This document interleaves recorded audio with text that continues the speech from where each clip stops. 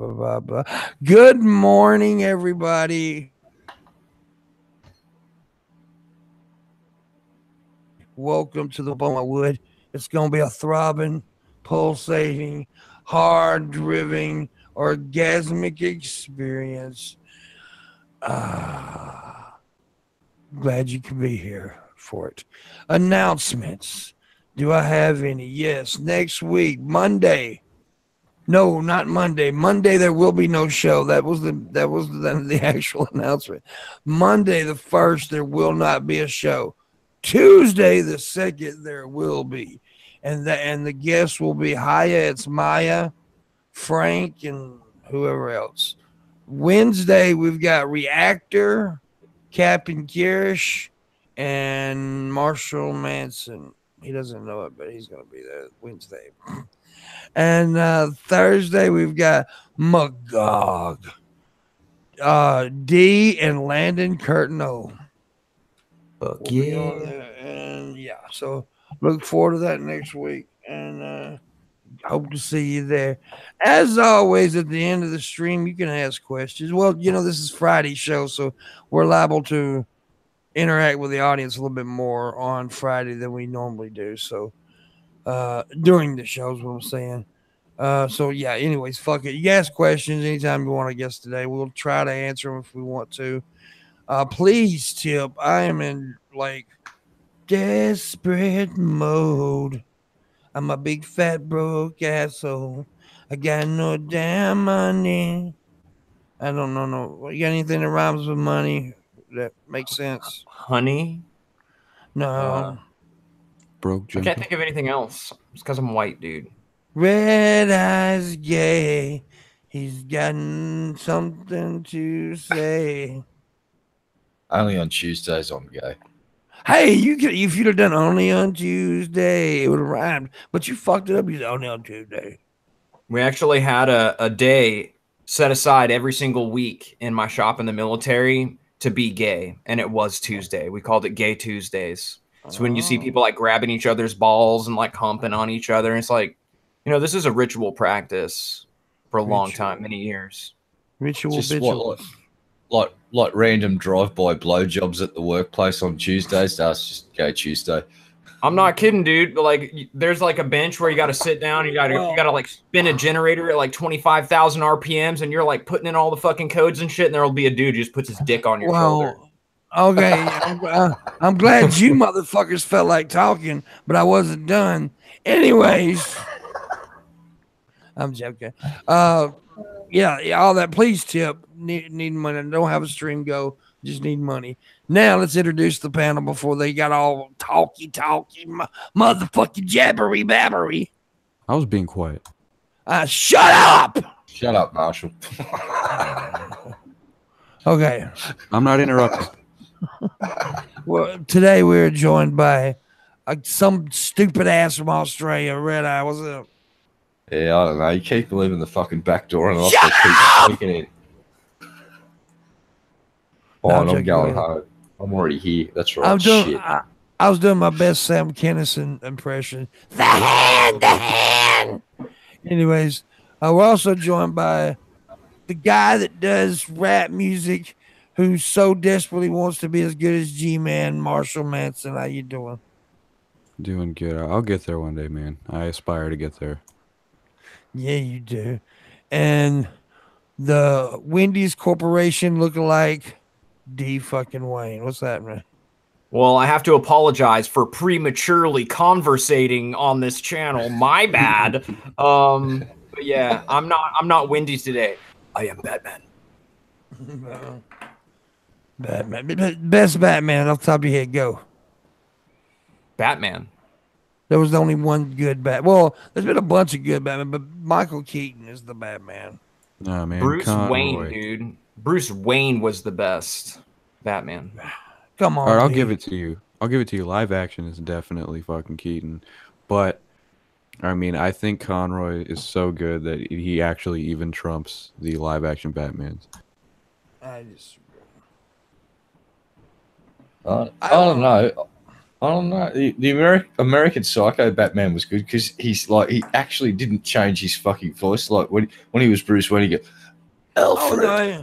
and then when he was Psycho Batman, he'd go Batman. Alfred. Great Batman. He was. I think he was a good Batman. No, he But was good.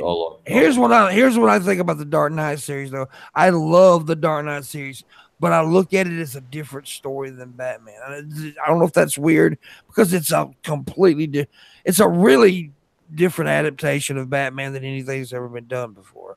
Yeah, you That's could the look at director's it as fault. kind of an Elseworld because they really tried to ground it in reality as much as they could. Yeah, and it was awesome. It was yeah. awesome. Totally was. Like the Joker, Heath Ledger's portrayal as Joker was fucking amazing. But I want to say something after you're done. yeah, go ahead. Now. All right. Joaquin Phoenix. I don't know if you've seen the picture of Joaquin Phoenix's Joker, right? A lot of people weren't too excited about the test footage, but then some video came out that leaked of a subway scene where like he's in some kind of riot. Tell me that he doesn't look like a fucking badass Joker. Now Joaquin the second Phoenix is gonna be great, I think. me too. See, when the second this movie was announced, everyone was already shitting on it. They're like, "This is gonna blow." Fucking. I'm like, give it a fucking chance. Like they got fucking Joaquin Phoenix in there. I will bet money. I mean, are you this asking movie's gonna people to be good. logical? Are you asking people to be logical? My fucking mistake, but yes. Yeah. But well, listen. As soon as they announced Joaquin Phoenix, I was excited because I mean I'm a big fan. But they did the same thing with Heath Ledger's Joker. Everybody shit on him. Yeah, and then when it came out, everybody was like, "Oh my god!" But now I do believe that he got a little bit more praise that because he died than he normally would. But still, it was still good. I think it's pretty much deserved. That was one of the greatest performances in cinematic history, but yeah, I think there's now that he died, I think like let's say hypothetically Joaquin played it better than Heath. No one will ever admit it. No. You know who I wish would die? Nobody. I don't want nobody to die. I don't know if he's going to be able to do it better. He'll just do it differently. I'm just saying if he did. I'm not saying either. He just said if he had the greatest. I'll get that. Yeah, I'll get it. But that's the beauty of the portrayals of the Joker. I like the original. I think his name was Cesar Romero. That's my personal favorite. That fucking laugh. That's the laugh of a fucking insane person. Like I was talking about this, and we go back and sample all the laughs. That's the key to the Joker. It's like that's the window into his fucking insanity. And the original one, that laugh was just like the cackle of a fucking insane man in an insane asylum. Yeah. And it's morphed into these real darker fucking versions. And I think Heath made the most horrifying Joker. Like that guy was that character was just fucking psycho dark. Yeah. I still say the best Batman villain though is the Penguin, not the Joker. Everybody disagrees with me, but I don't care. I think the Penguin is the most interesting Batman villain. I like the Riddler. The Riddler. Original Riddler. Man-Bat doesn't get enough credit. He's fucking. D has nothing to say about this. He's just being quiet. No, I'm sorry. I'm watching the footage that Marshall was bringing up. The subway footage? Yeah, I found the subway footage. Batmannews.com, man, and it looks like shit, dude. I don't think it looks like shit. I think it looks good. It looks it reminds me of what are those fucking it looks like a flash mob. That's what I think of. I think of like just a shitty flash mob. This is flash mob Joker. I'm happy that this story is not going to be a Batman story. Like Batman is not in this fucking movie. It's specifically a character study of the Joker. That's what I'm excited about because I feel like, I feel like any Joker movie would have probably just been weighed down by the presence of Batman because then they're establishing this new Batman and all this bullshit. I'm just happy they're only focusing on the guy. Let's say that you hate the fucking look. I just hope it's played well. That's really what I hope for. Yeah, give me a compelling character. Like give me a reason to like sympathize with the Joker and like get inside of his mind. Like you can make it look as shitty as you fucking want, but if you can actually make people have those feelings, that is what's going to be what ultimately makes it good. I know how to do that. You tell a love story of fucking Harley Quinn and the fucking Joker from the start, and you would have you would get a whole bunch of people getting into that story because it's a fucking very cool story. Okay, but it might not be the best one, but it's a good place to start. You got to get people invested into the characters and how they fell in love would be. And I think there's a cartoon version of that. I think Cartoon. The animated series, that's where it came from, actually. But here's the thing. They butchered that love story in Suicide Squad. Now, they butchered a lot of things in Suicide Squad, but one of the biggest things they butchered was that story. I don't think that movie's as bad as everybody says it is.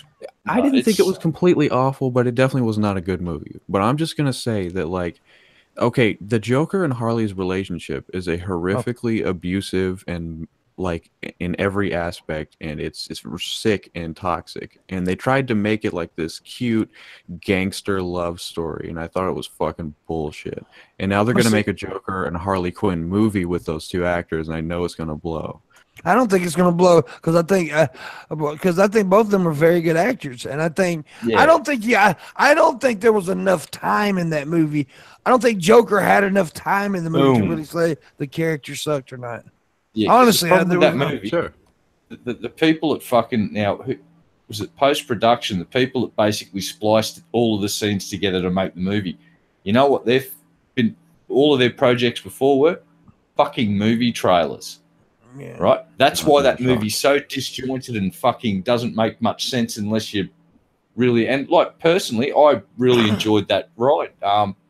It wasn't a horrible movie. There's far worse fucking movies out there than that one, man. But look, to romanticize Harley Quinn and the Joker, it's just going to be a necessary evil of modern cinema to get ticket sales. But romance and an abusive relationship will put butts on seats, and eventually we all know that Harley tells Joker to fuck off, and that's that. But the whole ride would be a really interesting thing just to have a look into a window into that world and just go, holy fucking psychopathic love affair. Have you guys seen The Killing Joke? The animated film? Yes, the Batman animated film. Something it had like its weaknesses, but I did enjoy it a lot. I have not watched it, sorry. Dude, Batgirl and Batman, fuck. It's dope. Yeah, I don't know about the weaknesses. I really enjoyed the cartoon, and when I watched it, because I saw it much later after it came out. So when you were talking about like we need to get into like the mind of the Joker and have like a Joker based movie, I immediately thought of The Killing Joke, and I've been wanting something focused on like explaining his character a lot like that. No one can do the Joker like Jack Nicholson did the Joker. Which that was the more cartoonish version, and I love the Jack Nicholson Joker. But anyways, moving on from the Joker, I wanted to talk about this. I've seen this earlier. There is a growing controversy over Fortnite using viral hip hop dances. Listen here, the use of the Miley Rock as a dance on Fortnite has raised a debate over cultural appropriation of hip-hop dances in video games. Should the game be held accountable for using these dance moves? So they're bitching because these damn video game characters are using hip-hop moves, saying it's cultural appropriation. Who is bitching? Who is making these whining fucking noises that come out of their fucking hole in their face? I don't know. It doesn't say. Of course, it's they. Yeah.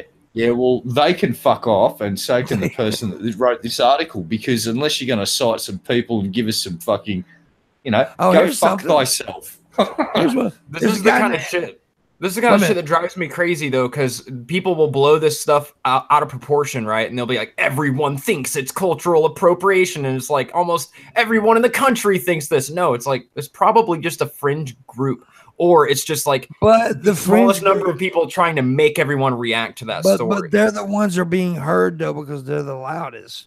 But however, there's this guy called the Black Tadams. It's at Daddy Bishop 5 on Twitter.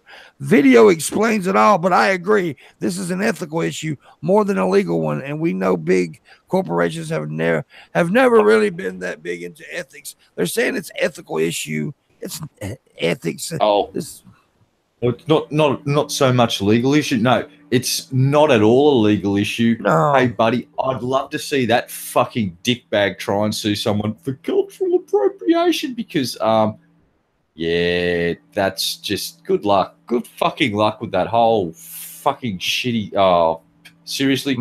But my response would be double the fuck down. Put twice as many dance moves. You know, from an assortment of fucking different places and times, like whatever, do it. I do we agree. Can't dance? No, we can. I do agree that it shouldn't be blown out of proportion. It is probably a smaller group of people bitching about this, but it's just ridiculous that anyone would bitch about this. It's just so stupid. It's so fucking stupid, and you got people call. You know, it's okay. First off, why is hip hop black only? The biggest star ever in fucking hip hop is a white boy. See, that whole line of thinking to me sounds a little, what's the R word that I'm trying to come up with? Fucking racist. Oh, yeah. It's like, oh, white people can't do that. Why? Because we're white. Really? Okay, then imagine if we turn around and said, black people can't listen to rock and or roll music or country and western music or classical music or anything because fuck off, cultural appropriation, cunt bags. I'm just waiting for a rapper to start yodeling, dude, and we're gonna be like, nope, dude, don't do it. If anyone does, and then my shit. Kanye's gonna start yodeling. Yeah, and then I'll try and make me Wonder Man. God damn it! I want my Wonder Man woman as Wonder Woman man movie as well. Or what are we going to call him now?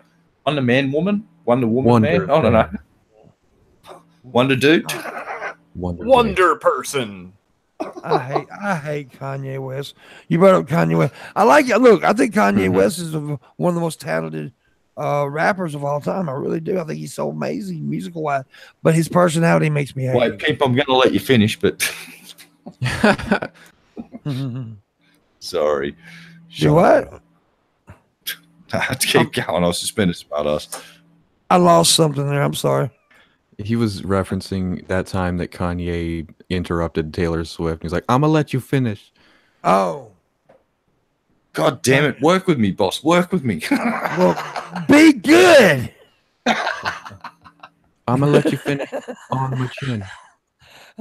But anyways, you brought up Kanye. Fuck him. But I think to finish this off, I don't think anything belongs to one culture. I think it's great that we use other people's culture. That's how we become better people, I think. How we get to know each other and stuff. I don't know. It's just weird that people bitch about. Yeah, it's just weird how people bitch about something so simple. Like, all right, here's a question for all these people that go cultural appropriation. What do you call the Run DMC and Aerosmith song "Walk This Way"? Yeah, good point. Yeah. What the fuck is that? Who's culturally appropriating fucking who at that point? You fucktards. That's a good point, actually. Yeah, fuck them. I'm sick of their shit, and I think I've just destroyed it with the song "Walk This Way," which is a magnificent achievement in itself. You didn't destroy it. You didn't destroy it. You've only just shown us that these were two people committing the same crime at the same time. That's all you've shown me. Dual culpability. Oh my god.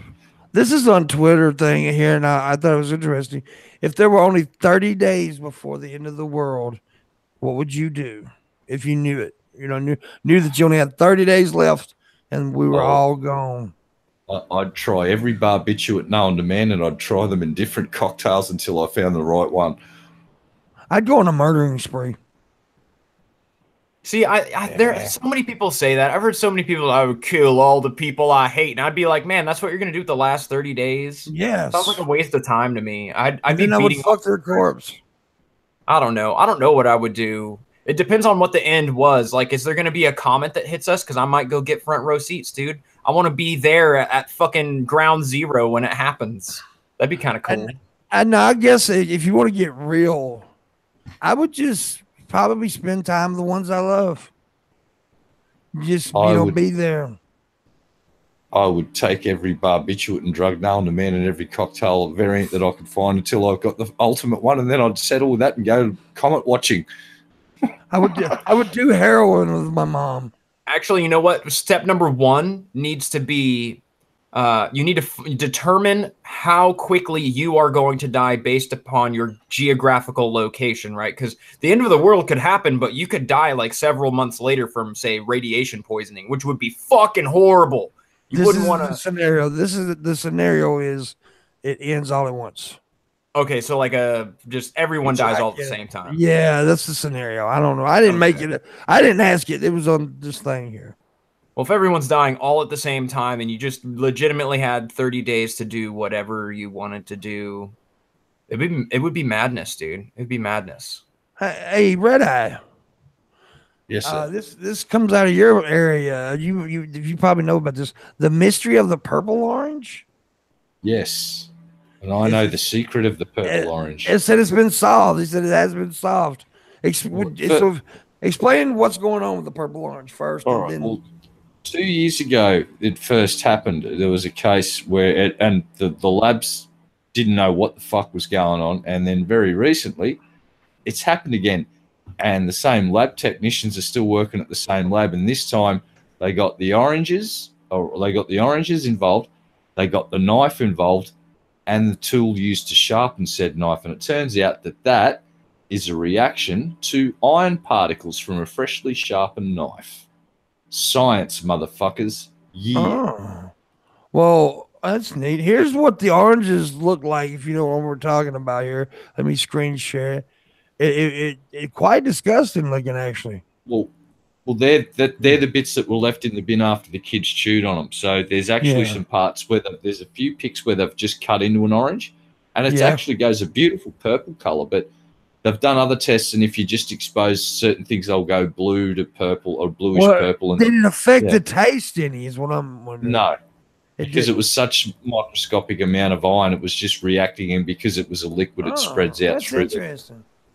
It's just like science and stuff. Yeah, and I talked with Landon, and I said, I bet you it's a chemical reaction of some sort, and it was a reaction to the iron. And the tell was that the indicator was it went purple. So you knew something happened. If it didn't change the color of the orange, you wouldn't have been aware it was happening. Huh. But it's not harmful in any way, shape, or form. And if you could probably go home and find a knife and have a go at doing it yourself. This may be the cutest fucking thing ever. Is he yawning?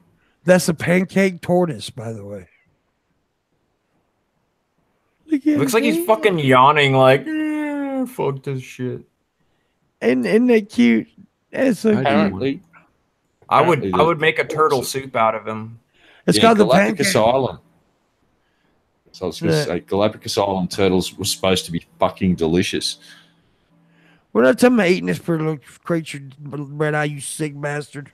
I'd eat him. Fucking A. Look, it's called the pancake tortoise because the shell's flat like that. Look at it. That'd be so thin and crunchy. Pan fry it, D. What do you reckon? We could pan fry it, get that shell nice and crispy like a taco shell. Oh man, I'm down with it. However you want to cook it, I'll eat it.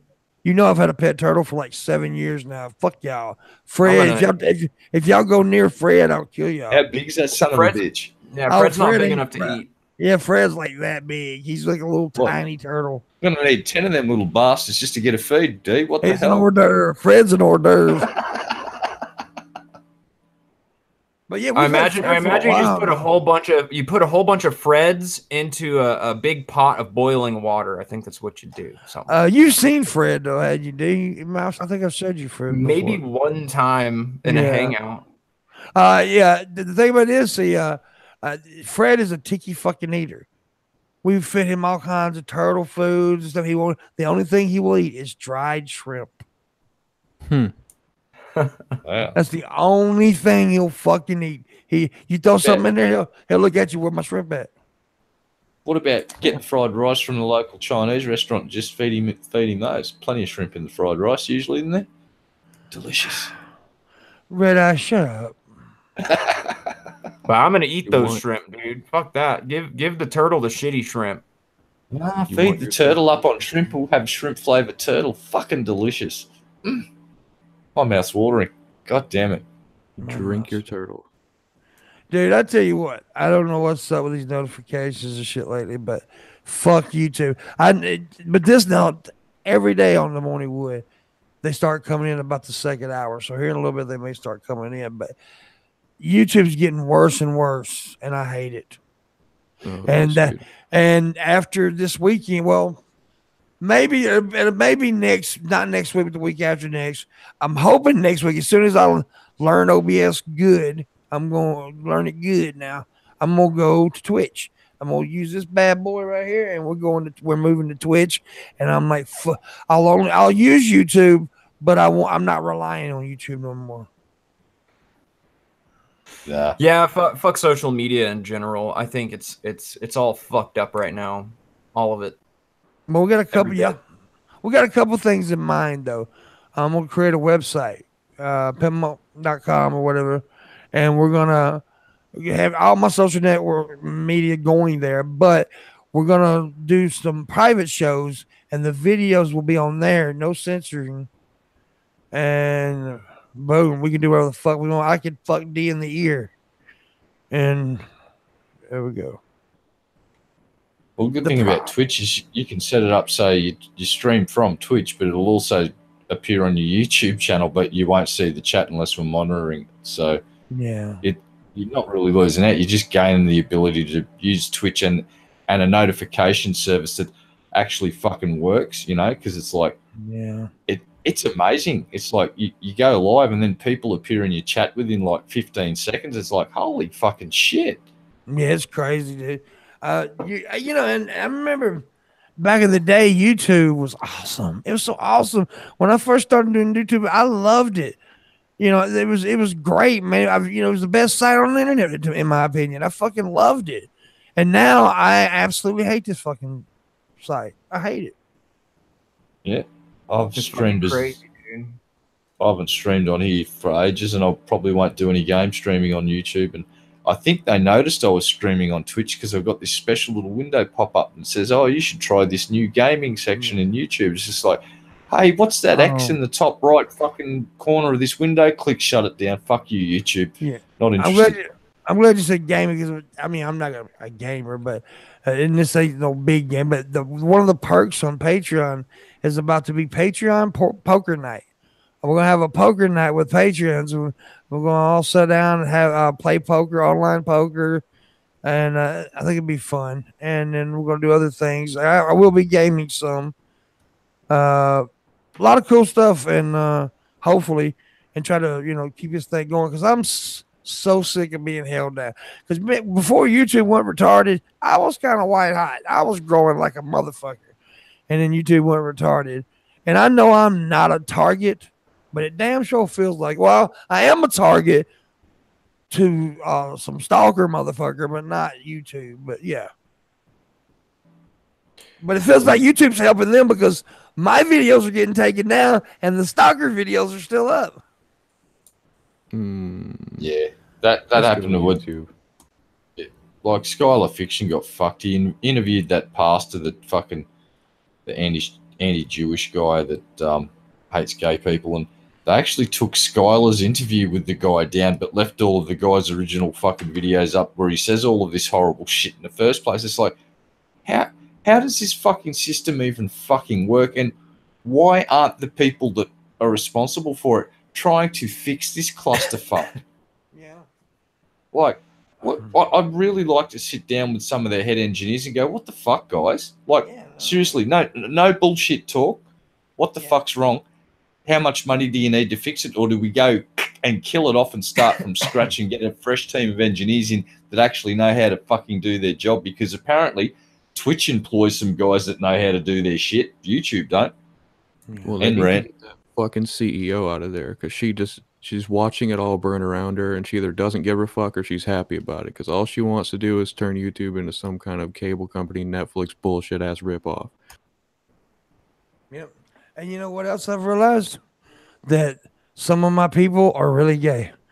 Because the last 2 days on the post show, I had, the other day, Anna offered to show her tits if people tip me good.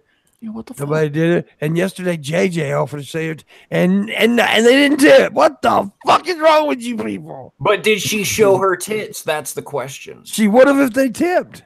I don't believe that shit for a hot second. I do. JJ never lies. No, she would lie about showing her tits. She's But, trying to. She's Anna, trying to Anna wasn't lying. sexual urges of your audience. Anna wasn't lying. Anna was not lying. But by the way, there is no post show today. I don't do post shows on Friday. And like I said, remember, guys, I don't want to get a bunch of fucking messages. Monday, there will not be a show. I've got to take care of business Monday. I've got some business stuff happening. So no show Monday. But Tuesday, we will get back at it. And I should be getting those cables in today or tomorrow. And I'm going to like dive deep into this fucking computer and OBS and all this shit. I'm going to be crash coursing like a motherfucker the next few days. So, and learn everything. I got a couple of people said they could do graphics for me. So I may get those people. I know Red Eye knows a dude who wants to do graphics. I know Animancer knows a dude who wants to do the dude that did the DP graphics. He wants to do graphics. So, I mean, I've got another show starting. So I may get one of them to do that. And so I got a lot going on, but it's going to look good. We're going to do segments. I already know one segment I'm going to have is called Spilling the Tea. It's going to be funny as fuck. Yeah, Spilling the Tea. I drink this Kratom tea all the time. So I thought I was going to do this little segment called Spilling the Tea where I make up fake drama, basically. And, I'm like a fake drama alert, basically.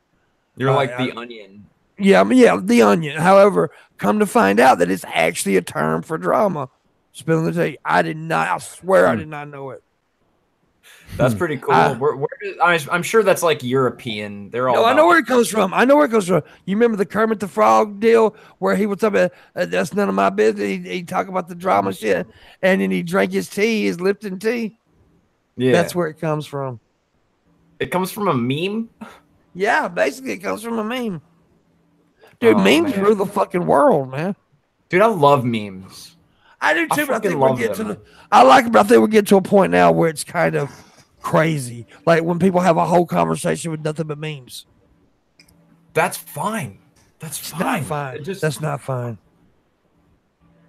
Here's the deal. I like that it goes all over the place, though. That's the thing I fucking love the most. Is it continuously evolves. But here's the deal, though. That way, I've seen people do this. I've seen people do this on Discord. You're talking to a man like Landon Curtin, and you're gonna try to have a conversation with him with memes. Really? I mean, fucking really. That dude's guy. I'll tell you why.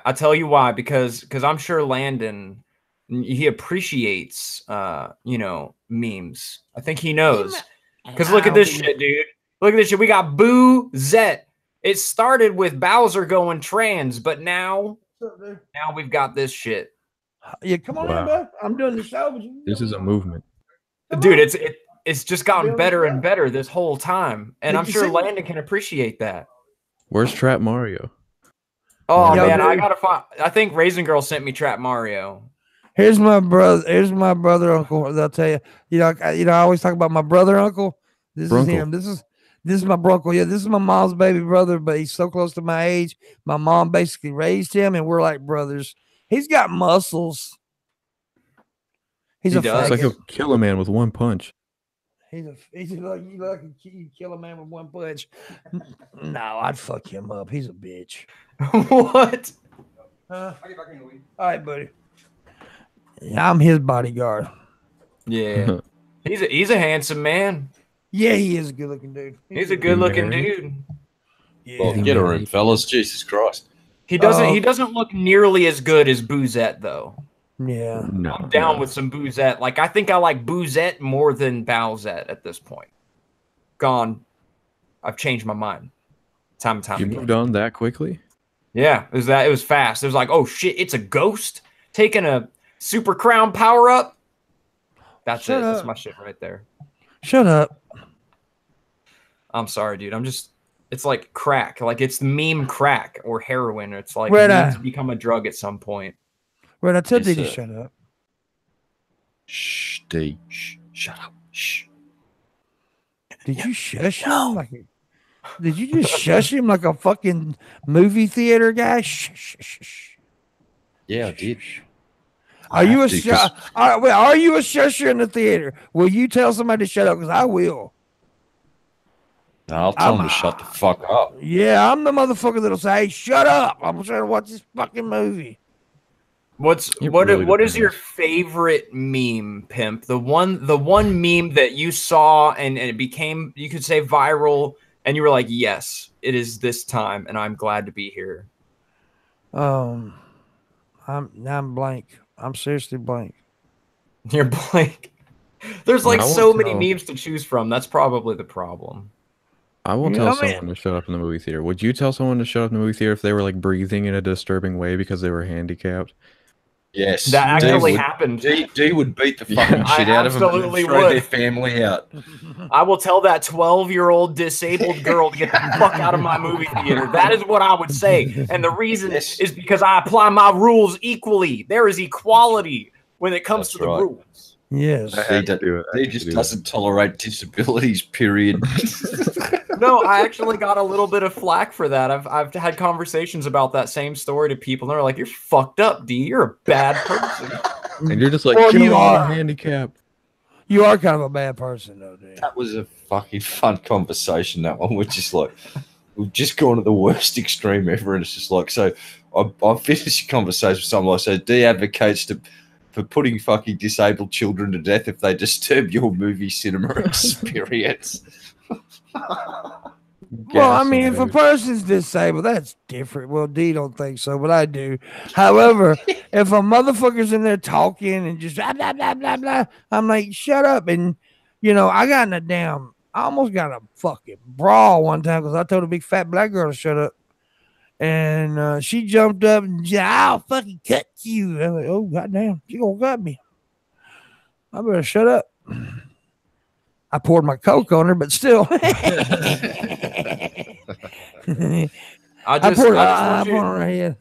just want you to imagine, right, that it's the first time you've ever seen this movie, right? Yeah. Like Star Wars, the original Star Wars movie. And it's like the moment when the Death Star is about to blow up, right? It's like a pivotal fucking movie moment that you can only see one time. The first one time in a movie theater, and you've got like in the background. Darth Vader's here. Destroys your life. Your whole life will never be the same after that. They fucked up that moment for you forever. Oh, you're an asshole. I know. It's terrible. They ruined my life. They ruined my fucking life at that moment. You know what I have more of a problem. You know what I have more of a problem with is when a grown man sees a trailer to a Star Wars movie and cries about it. Don't you shit on Daniel anymore, Pimp. I will not have this. Ramsey watched a fucking movie trailer and squalled. That's one of the reasons I love him, dude. That's one of the reasons. You didn't know he was. Go ahead. What? Just say that again, so I want to make sure I'm not fucking hearing. He watched. A movie. Which one? Go to YouTube in your fucking search bar and put in Mr. Repsion reacts to Star Wars trailer, and you'll find it. You'll find it. It was the one that introduced Finn and all of them. I can't remember the damn name. Was it Rogue? So yeah. No, it wasn't Rogue One. But by the way, I'm glad you brought up Rogue One. I think of all the Star Wars movies that came out lately, Rogue One was the only one worth a damn. Really? Yes. Really? Solo wasn't complete shit, but that's from a friend of mine who really likes Star Wars. He said he enjoyed Solo. I haven't seen it yet, and I haven't seen Rogue One either. But so all right, so Repsion's cry at the first. I kind of get that. It's if you're a fucking huge Star Wars fucking like fanboy, that shit will move you. You know what? So understandable. No, not understandable. I'm glad you're taking my side on this, Red. What's this? Thank you for joining the D army over here. What's this though? What's this? He's a piece of shit, ain't he, Red? Well, he said you'd smelt funky, and that's just not true because you just got to ask all the ladies that flock around as a pimp, and they don't agree with the opinion. I'm gonna throw a hand grenade in that shit real quick. Smell is subjective to each of us. He might have smelled you, right, and was like, "That's a bad smell." No, he said body odor. I don't. Could also smell you and be like, "I want to put my vagina around that." No. Here's the deal. You may not like the smell of the cologne or something. That is subjective. But when he said body odor, that's just a lie. At least one of those chicks would have been like, fucking body odor was awful. Like at least one. But how do you know that your smell did not elicit that fucking neurochemical fucking response in his brain to think of body odor when he smelled you? There's no way you can prove that he didn't actually have that sensory experience when he smelled you. You know I can beat you up, right? I know. I'm just over here. Saying. And I will see you again one day. I know. And when I hit you, it's gonna hurt. You're not gonna hit me, dude. You love me too much. No, I will hit you. Yeah, you do. You do, though. He's gonna punch you in the balls, dude. I'm gonna bite your ball. I've never betrayed you in any way. I've only ever defended the very obvious truth. You're talking about memes. You're talking about memes. You talking about memes earlier. This is became a meme, and I talk about it because I know it's funny and people laugh about it. But really, I never was that mad at Daniel. I mean, it did piss me off a little bit that he said I stunk because I know it's not true. Because everybody that's ever met me will tell you that's not true. However, it was like a quick minute I got irritated, but then I just made a kind of a meme out of it. I don't give a fuck what that Ellen DeGeneres lookalike thinks. Hey, Pimp, cigara. Hey, you ever heard cigara before? Hey, what's that? Cigara. What is that? You say cigara. I say cigara. Hey, Pimp, you're fat. What? It's motherfucking landing. Woo! You know the questions that annoy me the most? Because I get asked them the most. What brand of cigarettes do you smoke? That's one question I just like, fuck you. They're a fucking connoisseur of cigarettes. Do you That's smoke all they want to know. Marlboro Reds? Is that what you smoke? I smoke, well, most of the time I smoke Marlboro Special, but they changed the name. It used to be Special Blend, now it's Special Select. Oh. But right now I'm actually smoking Newport Reds. Everybody's shocked when they see Newport Reds. They're like, I never knew that existed. But yes, Newport has a red cigarette. The white people version. The white. Wow.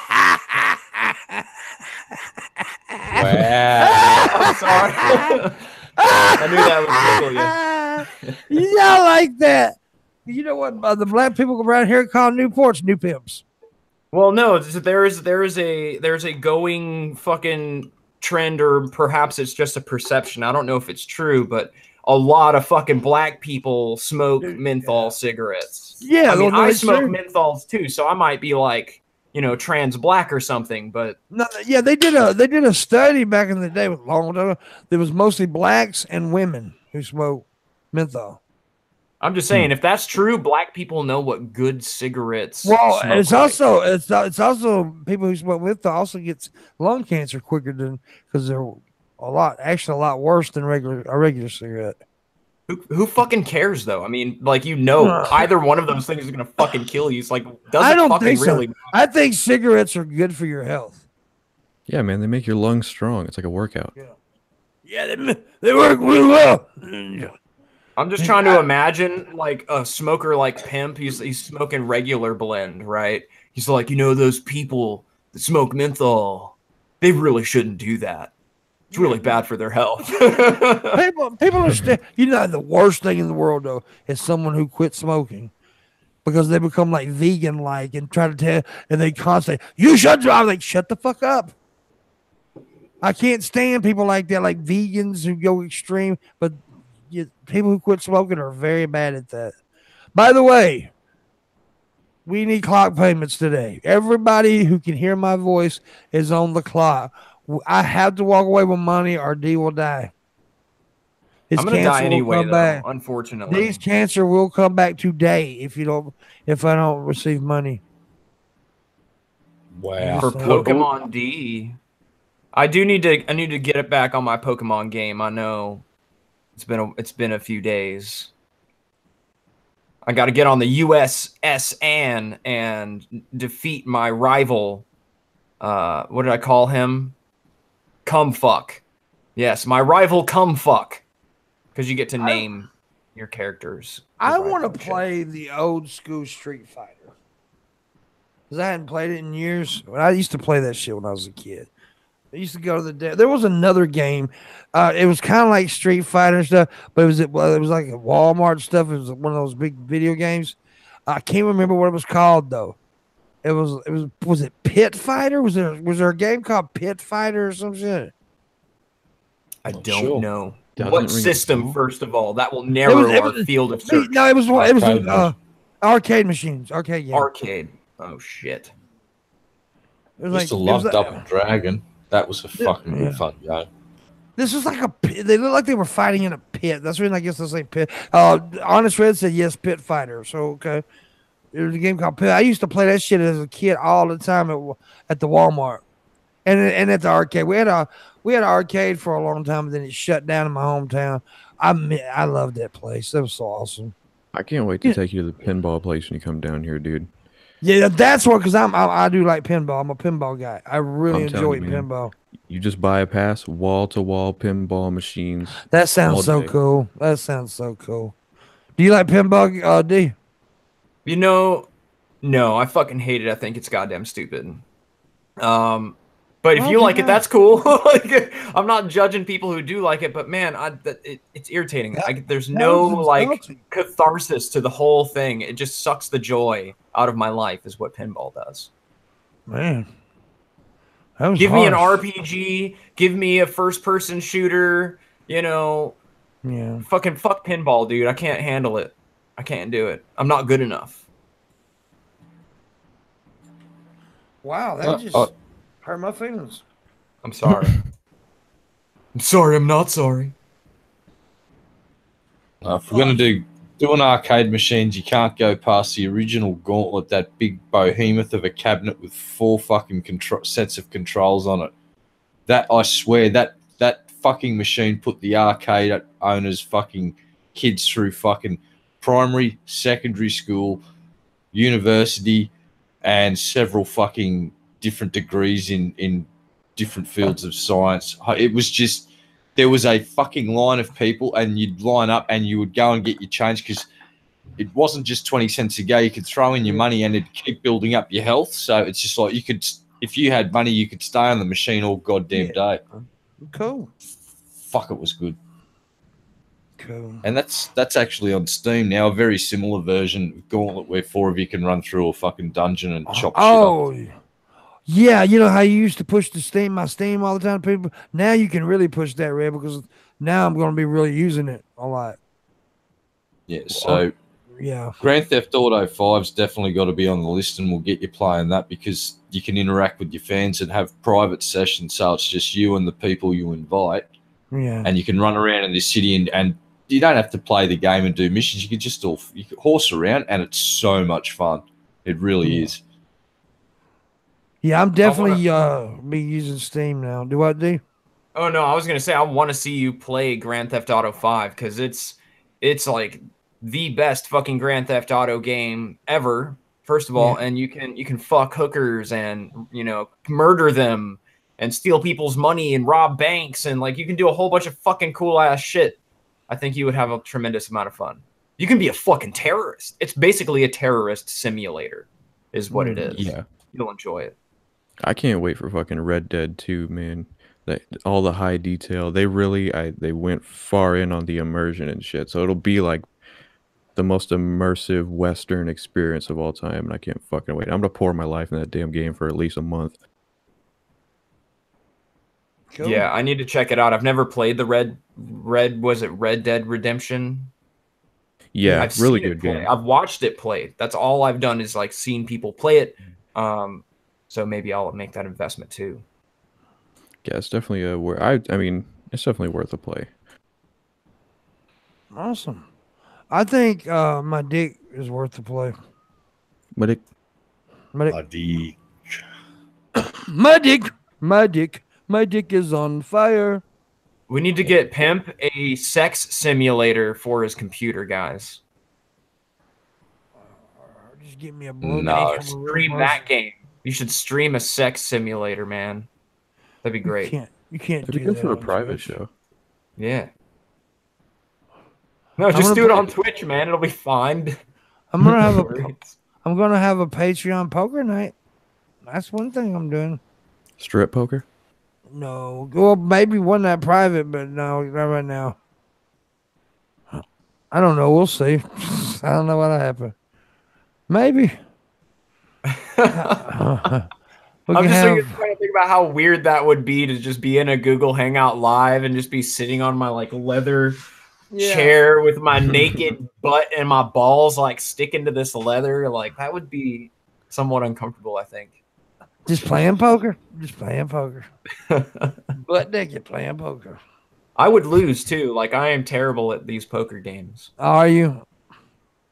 I haven't played in a long time. I used to be fairly good at poker. I like blackjack. Yeah, blackjack's all right. It's doesn't take a lot of skill in blackjack. But some people say it don't take skill, but poker it does take skill to play. I mean, it is a skill game. All right, here's the deal. I'll play any of you guys in any fucking card game you want on one condition that Landon sits next to me and I get to whisper in his ear and he can whisper back to me because I suspect he may have a certain skill that would come in fucking handy. Or one of Landon's friends that has just may have shown the same ability, and I'll just leave it at that. Some of them Rain Man skills. Yeah, let's just say I have a feeling if a certain group of people that Landon talks to walked into a casino, it would make the casino bosses incredibly fucking nervous to the point of they would probably be asked to leave for the casino's well-being because people like that could go in there and really fucking ruin their night monetarily. Yeah. I wish I could count cards. That would be such a great skill, dude. I never said that. I never mentioned that those two words together. Nope. I know, but I'm willing to say it. Like, I wish I could do that. That would be such an amazing skill to have. Because, like, look, you could at least supplement your income by being like rationing your casino winnings very carefully, so you never get noticed. I've counted cards a lot. There's always 52. We're not talking about that. We're talking about some Rain Man type shit, dude. I suspect that the big casinos would have facial recognition technology in place right now and it's not because I'm not saying any of these people actively can go out and no, you think about it. These people that can do this, that can count off the top of their head real quick, they could fucking bust a casino on a night. Why wouldn't they? They're not allowed to play. These people are banned. Well, no, you don't. That's why you don't take a big bite, dude. You supplement your income by winning maybe a few hundred, or maybe every once in a while do a couple G's. But don't always go to the same place. You got to like go to various casinos. Don't have any like real decipherable pattern with it. But you could make within a course of a year just counting cards a lot of money. I don't think you're gonna last a year counting cards, mate. I really don't. They'll catch you way before that. They're not stupid. I don't know if you hit a joint like maybe once every 3 months. No, I don't think so. They'll get you. They'll beat you with an aluminium bat. Yeah. You seen what they do to people out the back? Joe Pesci fucking goes apeshit, runs out of puff, fucking has to get some other people to take over the beating, man. It gets pretty insane. That's some intense shit. Joe Pesci was vicious, man. And he popped that dude's eyeball out with a vice. Damn. Yeah.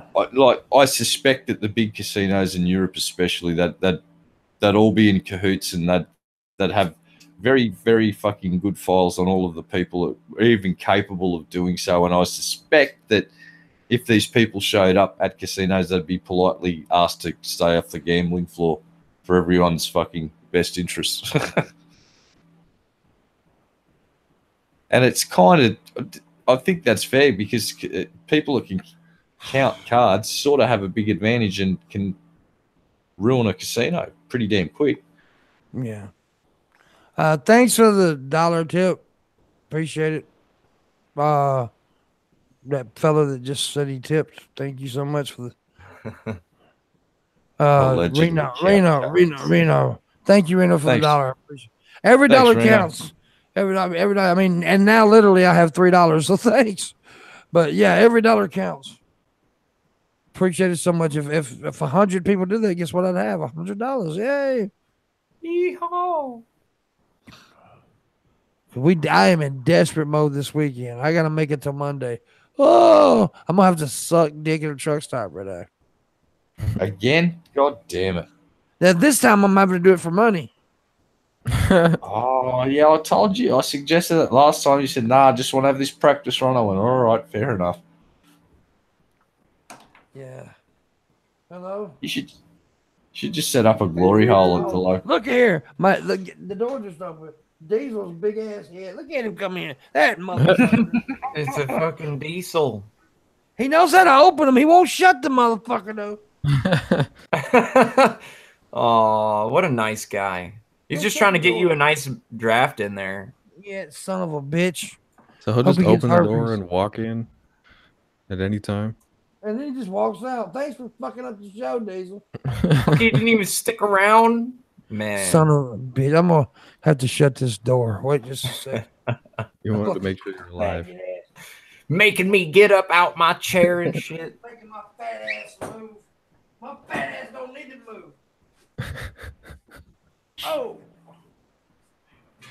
God damn, you know you're old and fat when you grunt and sitting down. Okay, I'm back. Hello. Hello. D's Pokemon has $3. What? Oh, shit. I guess I got to do a Pokemon stream for money, you guys. I hear you. Wow. What a greedy Pokemon wants $3. Fucking thing. My internet's been fucking up a lot the last 2 days. Well, I got some shit, dude, that's been on my brain, and it's gonna make everybody sad. But Hillary is coming back. She was on Murphy Brown. Yeah. Why? Man. Yeah. Why and how? It's just bad, dude. Well, she was on Murphy Brown. I haven't seen the coverage on that, but I don't know if you guys are familiar with the guy, Andrew Gillum. He's running for governor in Florida against a Trump wannabe, DeSantis. And Andrew Gillum would look like this super progressive guy, like Bernie Sanders style candidate, right? Fucking Kyle Kalinske covered this shit. But no, Hillary Clinton is going to Florida to campaign with this guy. So I think that don't mean she's back though. I mean, no, dude, she's creeping back. She's campaigning and shit now. Give me a fucking break, dude. She is coming back, dude. Well, the question is the Democrats dumb enough to fucking give her the nomination again? Yes, of course they are. Really? They're corrupt enough, if not dumb enough. Either way, this works out perfectly for her because she can be like, see, look, I got this really progressive guy in Florida. He's black. And he won, right? Which probably won't happen now because he pretty much just fucked himself and basically like stabbed his base in the back with a very big knife. And if he loses, she'll be like, oh, well, see, there's this Trump candidate, DeSantis, winning in Florida, and she'll have a whole nother narrative she can spin there when she runs in 2020. Well, I look forward to 4 more years of Trump then. It's going to be wonderful. Well, here's the good thing. It's National Beer Day and National Coffee Day.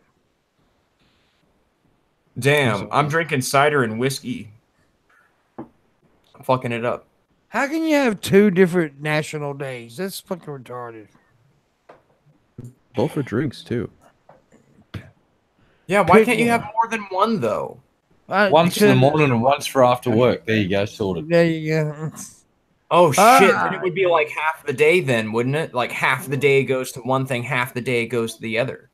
I mean, if it was National like Whiskey Day, you could say Irish coffee, but it's beer. Yeah, and I don't know if your employer is really going to let you getting loaded at work after lunch, just start slamming beers down. It's like, get me another goddamn case of Budweisers. Woo! Yeah. Have a kegger in the car park at lunchtime. Let's fucking crack this keg, fellas. Yeehaw! Crack it. We'll go big and we'll get like a Smokey and the Bandit setup going. We'll smuggle a couple of 100 cases of beer across the state line. We'll become bootleggers. You already are a bootlegger. Oh, you said legger. Yeah. Okay. I wanted a career change, man. Come on. You lick the boots of the Nazis. I licks your legs. By the way, it has been discovered that he is an absolute liar. He only licks them for 29 minutes, not 30. Wow. Scandal. Yeah. Wow. Yep. It's terrible. He's a fucking horrible liar. Wow. I'm lost for words, and I wish to apologize to the human race for this tragedy. It's like, it's horrible. It's fucking horrible, right? I don't know how we're gonna get through this difficult, tumultuous time in our history. Oh, hold on, I'm actually feeling pretty good about it now. I'm good. Over it. Dude, that motherfucker. We have like alcohol and fucking drugs. Like these substances, I think, help us immensely get through life. Yeah, that was probably our greatest discovery. Is it's not cures for diseases; it's just drugs in general. Yep. And we have Logan Paul, so we're all good. Yeah. Yeah. As long as Logan Paul is okay, I'm okay. I'm just saying. As long as he's healthy and happy, I'm healthy and happy. But, you know, I just want to put this message out there for all the young mumble rappers today. Don't go so hard on those flaming Cheetos. We don't want to see you end up in hospital like little pussy. I mean, little fucking girly, man. Oh, fuck. What's his fuck? Oh, sorry. Little fucking wank. Zan. Yeah, Zan. Little chick. What's his name? Little chicken choker. Sorry. Yeah. Little Zan. Sorry, my bad. Yeah. I got a message. Snarky, bro. I got a message for the mumble rappers. They'll completely understand this. To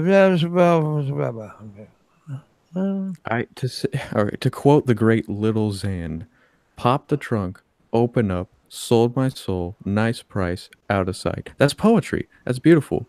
Yeah, that doesn't make any sense. Out of sight? Oh, sight. And so her pussy, he says, and her pussy tastes like Skittles. You can really taste the rainbow. That's beautiful. That's fine. That's fine. I've tasted some good tasting pussy that's like, you know, you're going to grab some Skittles or you're going to, you know, grab some pussy. A pussy really shouldn't taste that sweet, but yeah, if it does, that's good. No lie, there were some girls in school, like in my high school, there was like a story circulating that they had a fucking lesbian relationship going on and that they got sent to the hospital because they were sticking Skittles up their cooter and they couldn't get them out. Mm. They were involved in unsanctioned homosexual coitus type shit. Mm. So they're sinners. With Skittles. Cool. Delicious. Hey, a Skittle tasted vagina is not something I would turn away. Just saying. If it tasted like hot dogs, I wouldn't turn away. I'd just be skeptical. I'd be like, why is this happening? Like, why does this taste like Skittles? What are you doing here? Exactly. If Skittles started falling out of there, I don't know what I'd do. You know what pussy should taste like? Pussy. And pussy has a taste. But all pussy doesn't taste the same. I will say that. Very true. Everybody's body fluids are different. Pussy. Pussy. Pussy. I like that pussy. D looks like a big flappy pussy. A big flappy one. A big flappy pouche. I even flap. He looks like one of those. He looks like one of those albino pouches from Africa. Pimp, what's something that a chick asked you to do and you're like, fuck no, like out of the question? Rape. The whole rape thing. My ex-wife wanted me to do that shit, and I wouldn't do it. Nope, can't do it. Nope. So like rape play. Yeah, right. Nah, because I just don't feel comfortable, and that's okay, right? You know, it's okay that she liked that kind of stuff, but it's also okay that I don't feel comfortable doing that. And you know what? Yeah, I got you beat, Pimp. I'm gonna one up you. I was asked to do sexual things with her cat. Oh, like well, together. That's together. No. I would have had to tell her no. Oh, I said fuck no, and I've never talked to that person ever again. Yeah, that's weird, dude. Never fucking That's ever. weird. That's like when you sever all communication right there. I did have a girl that wanted me to spit in her mouth. I did it. I mean, fuck, we've already kissed, so fuck it. Yeah, I mean, I'm not into it, but if it helps her or whatever, I'll do it. I did it. I mean, I just didn't understand how, sometimes some of these kinks, I'm like, what? How does this turn you on? But I mean, I can't explain it. I mean, it's their thing, but I'm like, somebody spitting in my mouth is not going to turn me on.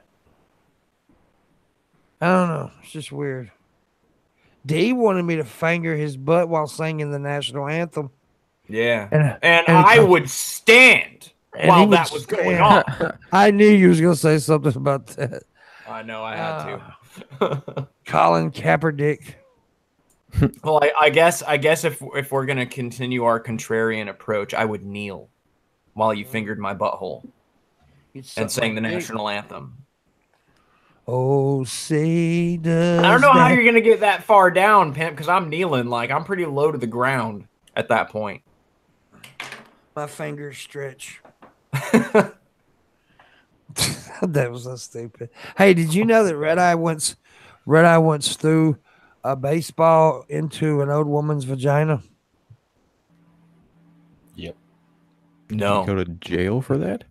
No. Then I drove a Buick in there looking for the baseball for 3 days. I was lost, but I eventually found my way back out. Yeah. There you go. He drove a Buick into the vagina of an old woman. That's right. She was 87 years old with an 87-foot deep vagina. GPS does not work inside vaginas either. Yeah. It just doesn't. Okay, let me ask you a question. Are you a loyal? Do you consider yourself a loyal person? I try to be. Yeah. What about you, D? No, I'm like the most disloyal fuck you can imagine. I'm like, Machiavellian or like. Well, my question is, the reason I'm asking, Marshall, don't you answer this too, but not the loyal part, but this part. Let's say that I'm like a very good friend of yours. We'll just use me. I'm everybody's friend here, so there you go. I came to you and like, look, dude, I just committed murder.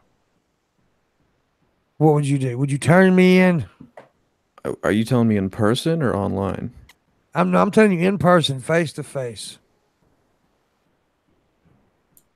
I'd ask you details because, okay, like, why did you fucking kill this person? What happened? I mean, I'd have to know, honestly, because if I feel like you're going to do it again or if this person was innocent, then I think I'd kind of have an obligation to tell. What about you, Dave? Because I got to. I'm gonna tell you here in a minute why I'm asking this. I would say that in this situation, a loyal person to the extreme would probably disregard every single principle that could possibly get in the way between like helping you out 100% no matter what the fuck you did. Yeah. But somebody who's like not entirely loyal, like there are some caveats, would be like, well, if you did something very evil, then of course, you know, we would have to defer to like, you know, the justice system or whatever. And maybe in that case, okay, your answer's going way too fucking long. I'm just saying I would have to weigh it against some things potentially. I'm not loyal to you to like you could murder the whole world, but if you had a good reason to murder somebody, like a really good reason, and maybe we could cover this shit the fuck up and make it, you know, I could be an accomplice is what I'm saying. Like, well, if the situation not a fucking thesis paper, okay? Well, now you know, like, as long as you have a legitimate reason to murder somebody, I'm going to help you hide the body. All right? That's what I was saying. Red, what about in a not so goddamn 5-page answer? What would you do, Red? I'd advise the person to hand themselves in. Oh, okay. Here's the thing.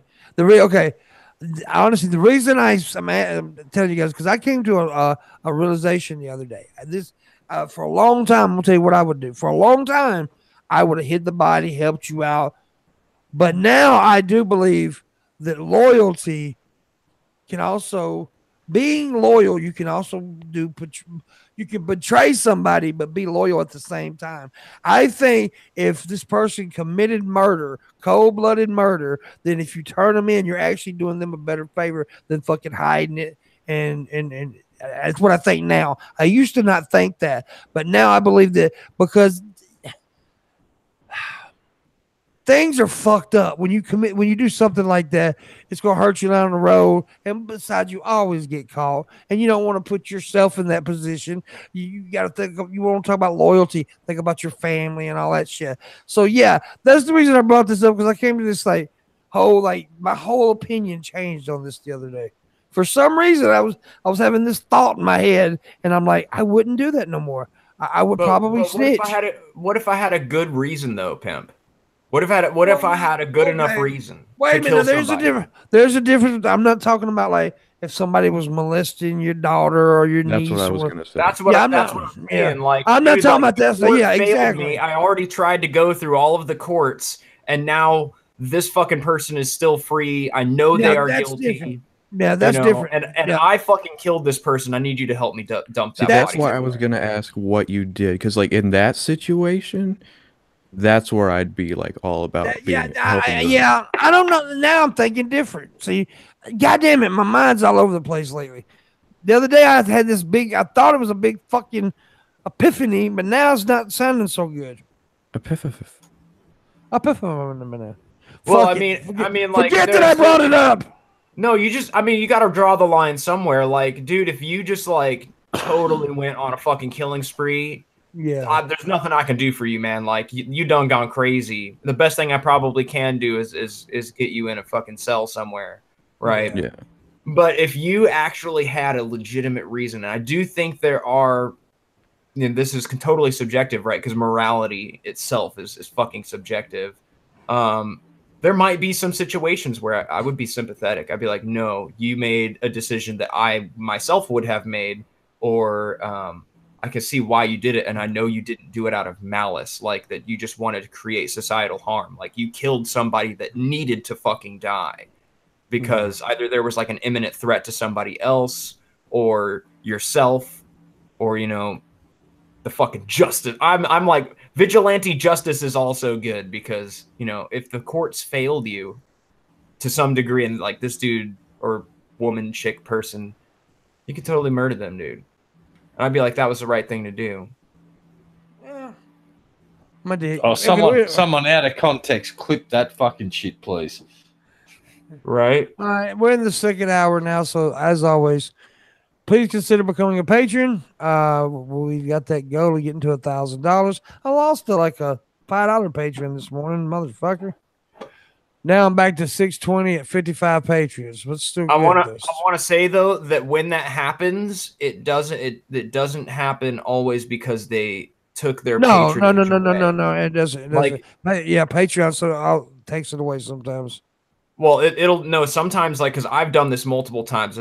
And it's stupid, right? Because I've got my billing cycle all fucked up. And when I get paychecks and pay bills, if I don't have enough in the account, Patreon isn't able to charge the card. They think something's wrong with my fucking shit. And then, of course, you know, people don't get paid after that. It might look like you lose a Patreon, when really it's just like, oh shit, they just haven't been paid yet. They got to unfuck this goddamn thing in Patreon, and then you're good.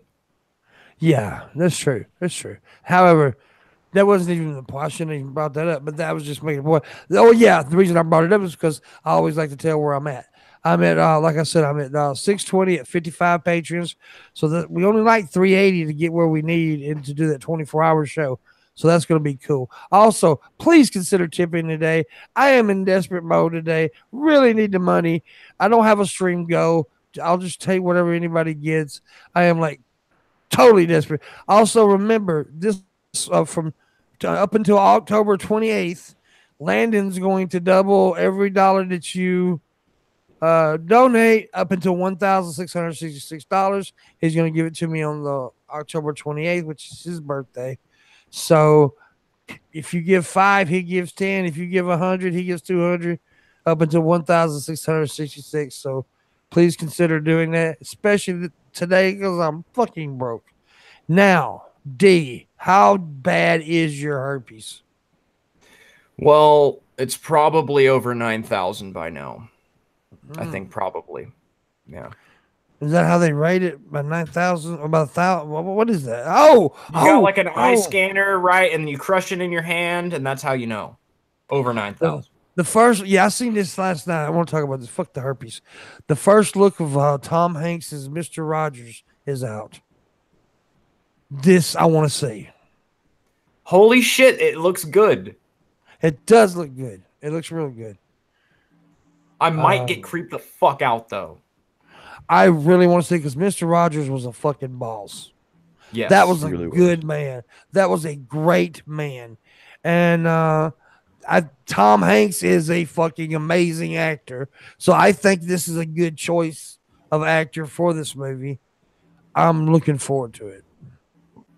Maybe I'm weird, but I think I might have a problem because Mr. Rogers is Mr. Rogers. Oh, it's legendary, man. He's fucking legendary. You know, it's going to be really hard for me to watch somebody else pull off that role. Right. And maybe like people who are really into Andy Kaufman thought the same thing about Jim Carrey. And Jim Carrey did an amazing job. So I probably have nothing to worry about because Tom Hanks is a really good actor. But that's going to be a tough pull right there. He is a really good actor. I want to see this very much because I do like the story of Mr. Rogers. The guy was awesome. I mean, he really helped. He really helped kids, and there was never a scandal, never anything. So yeah, I'm looking forward to it.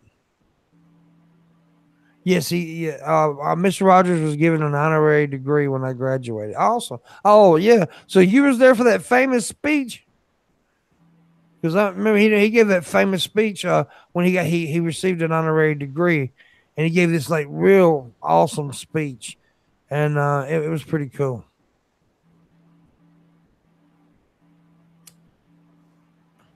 But here's the thing: we all grew up with Mr. Rogers, and it's sad that the future generations won't have Mr. Rogers. Anyways, it's really big in Australia, so I'm not really familiar with Mr. Rogers. No, okay, that's understandable. It was really, he was just a good man. I mean, I love the story behind him, and he really did this to help kids. He didn't do it to become famous. He did it to help kids.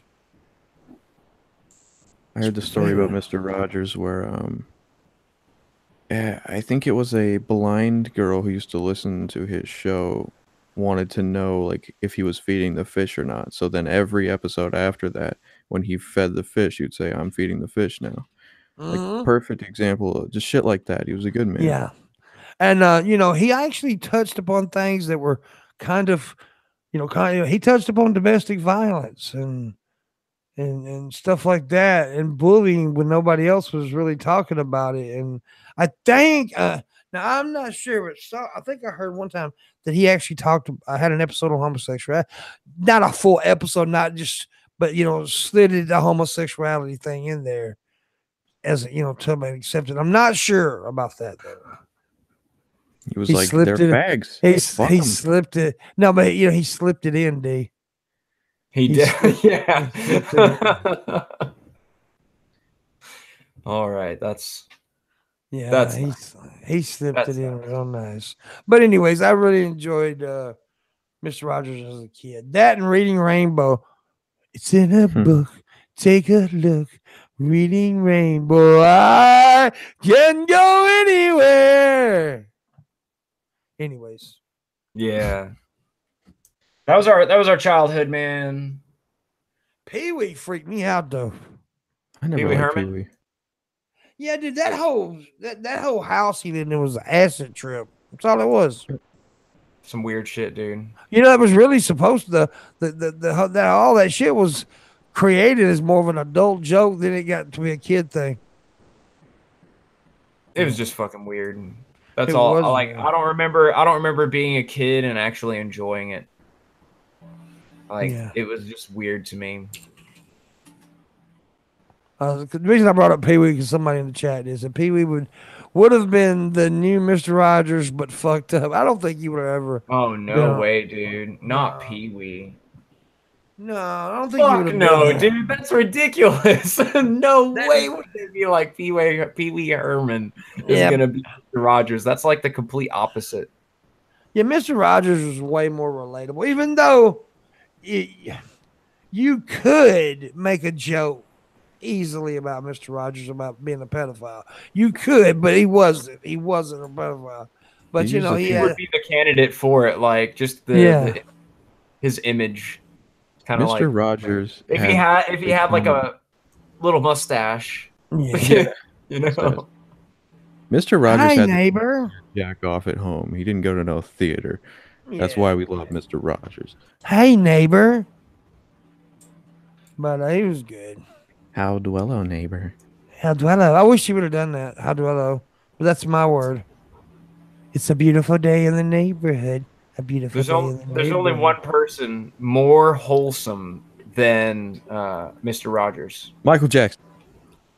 I was gonna say Bill Cosby. Yeah. That's one wholesome ass dude right there. You remember when Eddie Murphy did the Mr. Rogers spoof on Saturday Night Live? Did the ghetto Mr. Rogers? That was so fucking funny. I don't. When he started putting his shoes on, he had taped up shoes. It was funny. You know, if anyone could do it, that's fucking Eddie Murphy. And I imagine that was a long time ago, right? Oh yeah.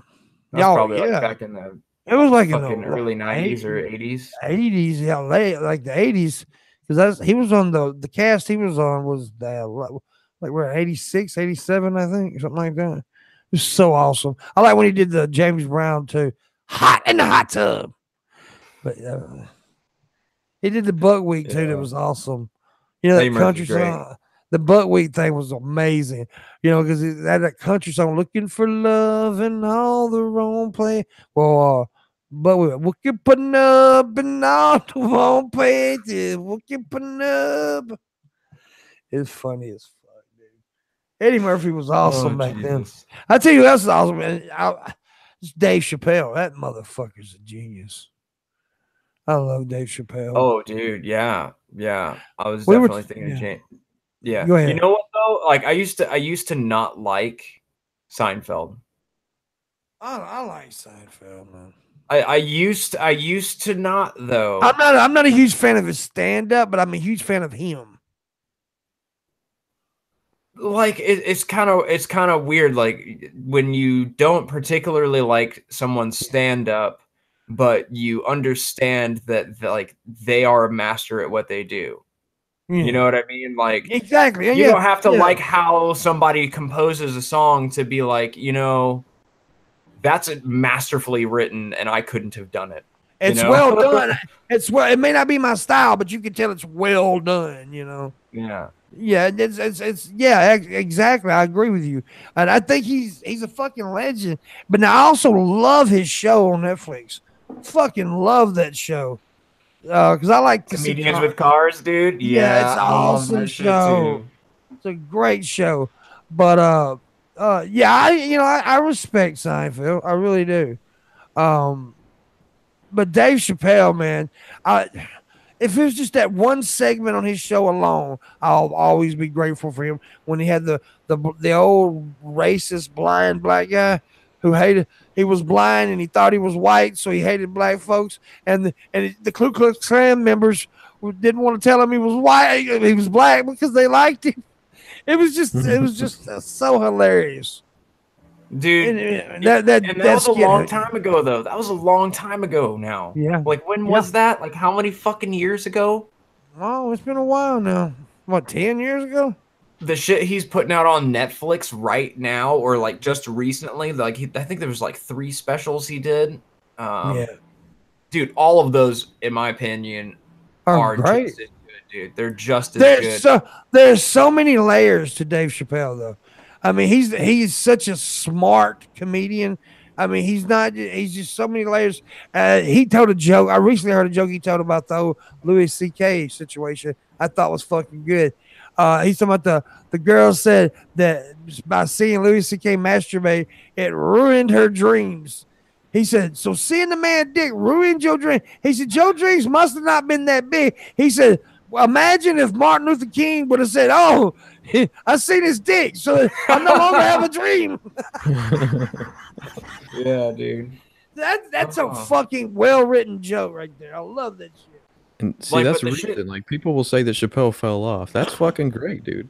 No, that is. Oh, I get mad when people say he's fall off. He's not fell off. He is still on his fucking game. Yeah, I'm sorry, but if you like, the first thing I saw him do in several years was the Walking Dead skit, and I don't watch The Walking Dead, but I've seen enough of it mentioned on social media that the whole, now what's the character that had the baseball bat, that he was just a real tough fucker, that he was a psychotic, that whole scene, like he's played that spectacularly, and like, I don't watch the show, and I got the skit, and I get it was just taking the piss out of all the character traits and all the different shit, and it was like, the dude is a fucking genius. Yeah, that's he's a how good he is. genius. You don't even watch that show, but you got the joke.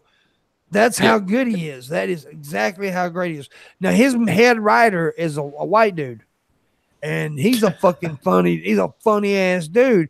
And there's a lot of great comedy writers that can't do skits or stand up, so they write comedy. And he's very good. That's like back in the Red Fox days, the Sanford and Son show. Well, they brought in affirmative action, right? So they fired all the Jew writers, the writers, the Jewish guys and the white guys, and brought in a whole black staff. Well, about after 3 or 4 episodes, Red Fox runs in there, bring me my damn Jews back. These black asses ain't funny. He got mad because he said they weren't funny. Damn. Well, that's what happens when you try to just hire people based on a demographic rather than their fucking talent or skill. Like, it just doesn't work. But there is some great, somebody asked me today, does the newer comedians hold up to the older comedians? In most cases, not. But there are a few really outstanding comedians. Bill Burr is an outstanding comedian. Very funny dude. He's one of those. He's like an Artie Lang type. Like, he's just funny. I mean, like, great stand-up as well, but he's just so fucking funny in the moment. Like, he just thinks of shit off the top of his head that, like, I could never have thought of. Yeah, I like his little online rants he does. Dude, I think honestly, though, the fucking comedians of old had it fucking easy. No, they didn't. No, man, like, this particular climate that we've just entered, like, let's say from 2016 on, and, like, sure, we were seeing symptoms of, like, what is now like metastasized into like a big serious fucking social. Yeah. Like, I think it's really hard to make people laugh these days. It is. Well, especially if you're trying to be as courageous as previous comedians were, right? Like back in the 90s and shit, like you could really get away with a lot of fucking shit you just could not get away with today. Think about this in today. Yeah, I agree with that part. I wasn't really thinking about that, but you're exactly right. Think about today. George Carlin would not be able to make it in today's atmosphere. He'd be called a Nazi. Richard Pryor. You know, a fucking hell, Dice Clay. You know, he had his big moment in comedy. He wouldn't be able to do it. So many great comedians would not have been. I agree. So that part, I do agree with you. I don't think that they couldn't have done it. I think now, like, there's got to be a new strategy to play, right? Because, you know, we are living in this climate, and the comedians of old, they did not, you know, exist and come to fruition in this, like, where we are now. Like, why aren't we seeing whatever young comedians come out and, like, totally change the scene and do their own things and become super famous? They are, man. What about Demi Lardner? Yeah, I mean, I don't know if they are or not. But I just think it's a different game. That's all I'm trying to say. Oh, it's like, I think the greats of old, they would have done just as good. I think George Carlin, if he was still alive, he would fucking burn this motherfucker, dude. I don't. Here's what I'm gonna say. Now, here's where I disagree. I think he would be awesome, but I think he'd have to do what Joe Rogan did: start a podcast. He'd have to. Yeah, because I'll jump in here and go. The college comedy scene is fucking dead. Yeah, the comedy clubs where these people used to earn their fucking living. You can't go to universities and do gigs anymore. Are you kidding? The left-leaning little faggots running around universities all over the world they wouldn't have that in a fucking pink fit, mate. No fucking way. Exactly. No fucking way. That's the reason you see a lot. There's a new strategy though. It's called podcasting. Be a way to identify with people, you know. It's called podcasting. That's the reason you see all these damn comedians doing podcasts now, because I mean, there's a lot of stand-ups that's moved to podcasting because they can build their audience that way. Because there's people it's hard to go to these, like Red said, go to these colleges and do these bits because they're bitching and going crazy over it. So you get on the internet and your crowd is drawn to you. So it's one of the best ways to do it, really. Joe Rogan is one of the funnier motherfuckers out there, man. His stand-up is awesome. But, you know, his podcast is what's making him the big money. Yeah. And that dude. But I mean, I guess I'm not really talking about like being enormously successful. I don't think really that's the goal. I think the goal is rather to be a whatever notorious comedian. You know, they want money. Oh, well, you want notorious, Frank? What's it now? For fuck his name up, please forgive me. Frankie Boyle, that redheaded guy from fucking the UK. Holy shit! He's one of my favorite guys because he does not give a fucking shit. It's like he has been taken to court, fucking for some of the shit he said on stage, and he has fucking beaten these pricks. And it's like he is such he gets right in your face, like. Oh, it's some of the shit he says is just utterly horrific, and the outtakes from some of the shows that he's been on, like this is stuff they're doing for fucking primetime TV, and he knows it, and they're supposed to do an hour's worth of footage. These shoots will go for 3 hours because Frankie just keeps saying the most filthy fucking shit, but they end up with the best Too Hot for TV specials you can fucking ever imagine, and they're on YouTube. Check them out. Jimmy Carr also. Yes, that little fucker says some shit, boy. Well, he's told the filthiest joke I've ever heard. He says, what was it? That's right. How do you make a hormone? Shit in a purse. He also, that's good though. I like that. He also said one time, he said it's really, really sad the AIDS crisis in Africa. He said so many poor mosquitoes are dying. It's horrible. He actually does an exercise at his live gigs where he takes the audience to that brink. Yeah, he says part of a comedian's job, and I think he got this from Carlos, is we got to take you what we find sociably acceptable now. We need to keep pushing the boundaries to take it a little bit further and further, so we can learn to take a fucking joke. And if we don't, well, sadly, I think my perception of what's happening in the last 5 years is that boundary's retracted back.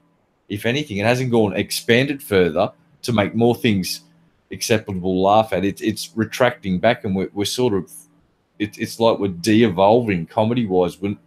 We're forgetting how to take fucking jokes. Yeah. That's just my opinion, though. Anyway. Fuck 'em. But yeah, Jimmy Carr's great. So he does that exercise with his audience, and he'll take them to the brink, and then he'll take them one step beyond and just go, "Oh shit, we've gone too far," and then the audience will laugh and you go, "Aha, got ya." Gotcha, bitch.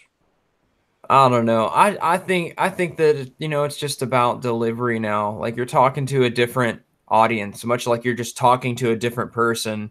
You got to find out what, you know, for lack of a better word at this point, because I've been drinking, triggers someone.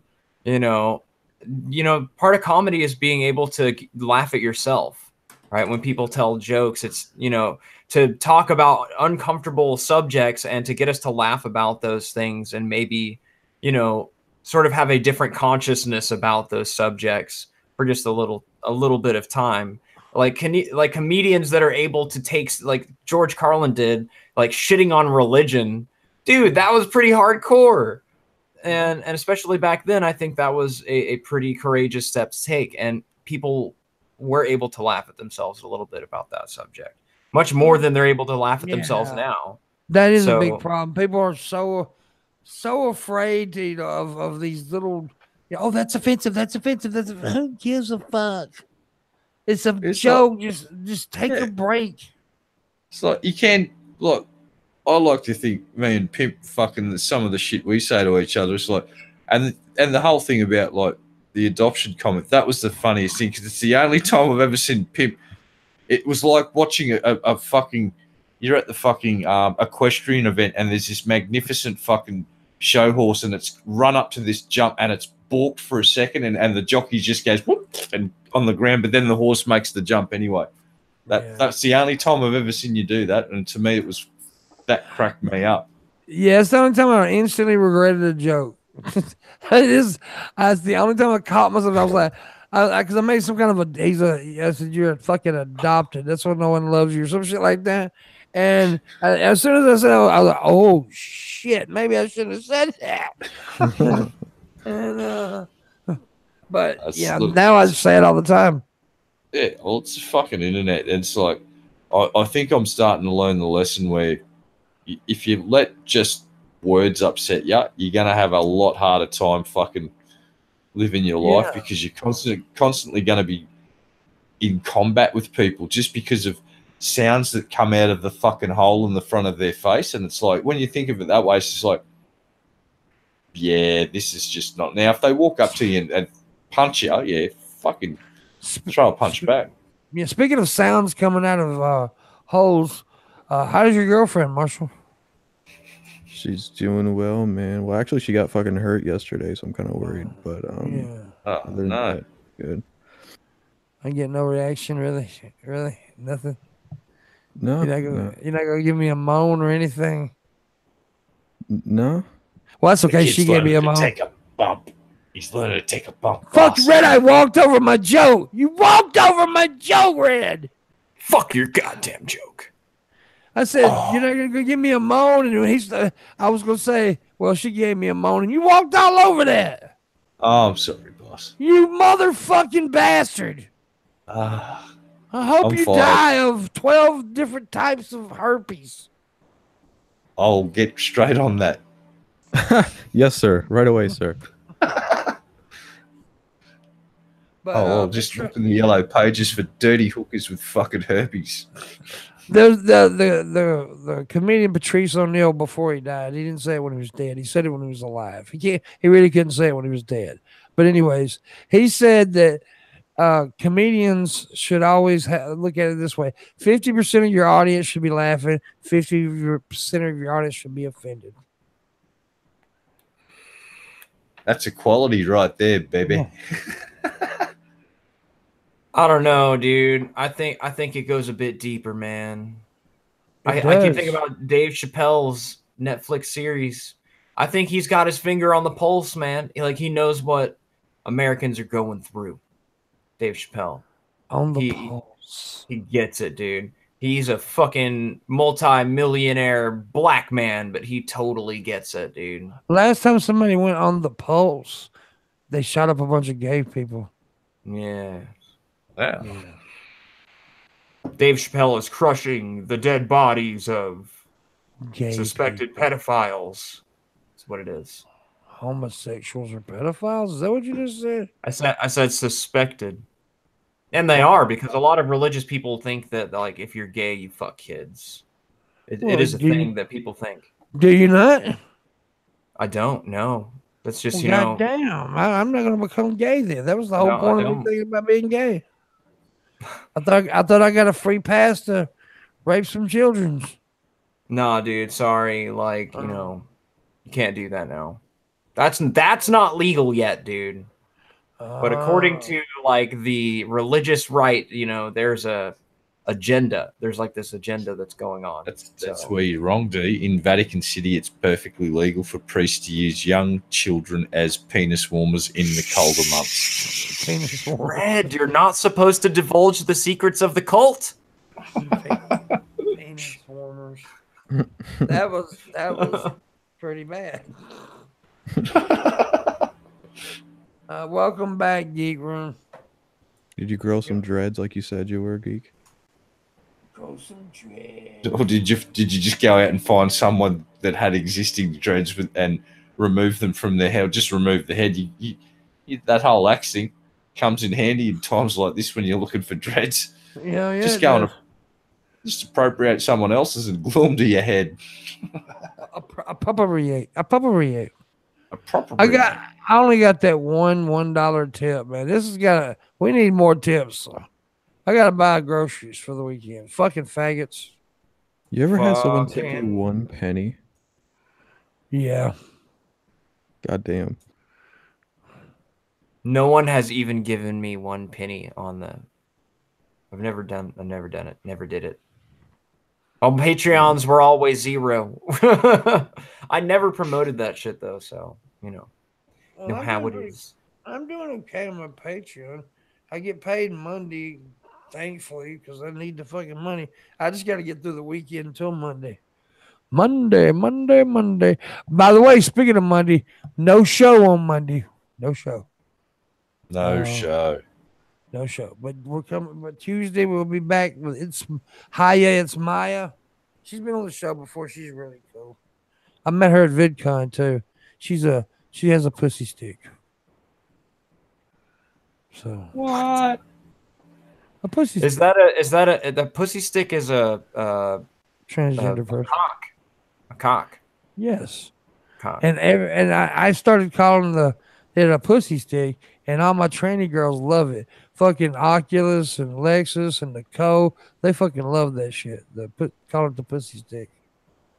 So yeah. I created something. This could be us, pimp. This could be us. No, it couldn't. But you are just playing, sir. Oh. I want to see you squeeze into a pink, tight, fucking Power Rangers uniform, pimp. Yeah. I want to see that too. I want to be the Pink Ranger, dude. You can be the red one. Why can't Pimp be the pink one?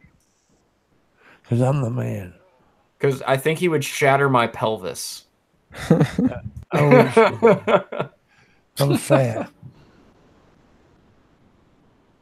I'm sorry. I shouldn't have said all those things. Stop picking on Pimp, D. You're a fucking bully, mate. I'm reporting you to the fucking authorities at Twitch immediately. I'm sorry. I'm a belligerent alcoholic. I can't help myself. Yeah, look, half the audience was offended. Half the audience laughed. You did your job. Yeah. I need Facebook mods in chat immediately to ban D. Oh God.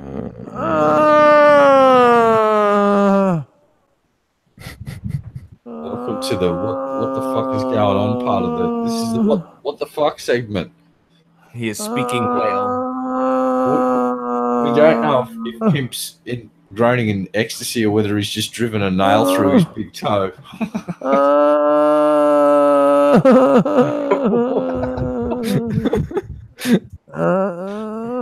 I'm going with the nail through the big toe today. Unless he's fapping with some sandpaper, we're talking fucking 60 grit. I think he's shitting himself, dude. Yeah, I can't I breathe, think he dude. might be. He's got a fat bum made from the bristles of a wire brush. Dipped in pure alcohol for lube.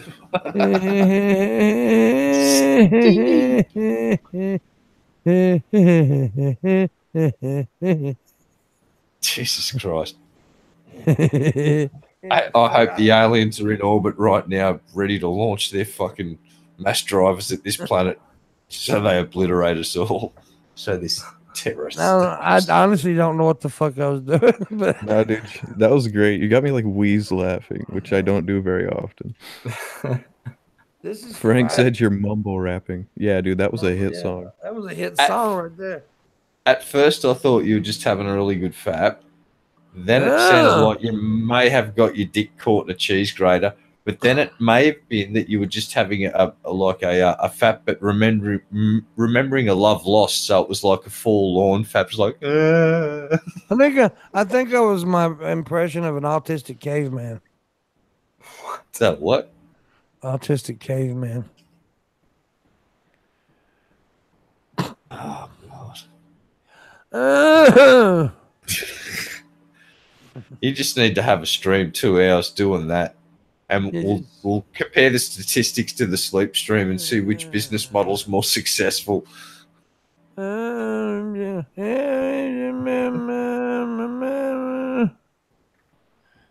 concur. Oh, anyways, my dick. My dick. My dick. My dick. My dick is on fire. Please put it out because it hurts. That's bad. How did that happen? That's really bad. Yeah, it's not good. It's not Spontaneous combustion of the penis? Is that a thing? Spontaneous penistion. Whoa. Penisception. That's penis. Cockabustion. Cockalock. Cockbustion. There you go. Coctopus. Yeah. The cockaroony. Cockaloo. It was a cock explosion, and then it spontaneously cock busted. Cock busted. Cockalops. I'm a psychox. Pimp, we got bird flu C William up in the B. Yes, and what did he miss? Bird flu's my boy. He missed the part where he's got he missed the part where he's got to tip me $15 3 times. Yeah. I thought you were gonna do the thing again. Oh God.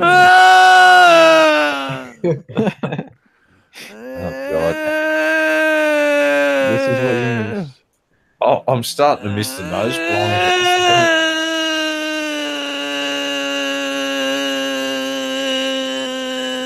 I'm also just dying, dude. I think I'd rather listen to Pimpmunk fucking pass a fucking house brick out of a back taco than that. Jesus Christ. That is what you missed. That is it. Yeah, that's what you missed. That was what the fuck that was. You just had a little bit left over. The demonetization fairy was coming to grab some money, and then she heard that, and she just went, "Nope, not tonight. Nope." She just left. YouTube's gonna be like, you have copyright infringement for your sound that you just made. It's gonna get like automatically flagged. This segment to this segment was not okay. Dude, you should clip that out and put that whole segment into like a content ID thing so that if anyone tries to sample it, they get fucking content ID matched. Yeah, do it. That'd be great. That would be awesome. Yeah. So basically, autistic screeching, you get all the royalties and the fucking advertising. Every dollar that is made with that noise will go to him. How is the algorithm even going to begin to understand that fucking clusterfuck? It's like they might walk in, YouTube techs will walk into work the day after we do it, and all I'll hear in the server room is all the servers going.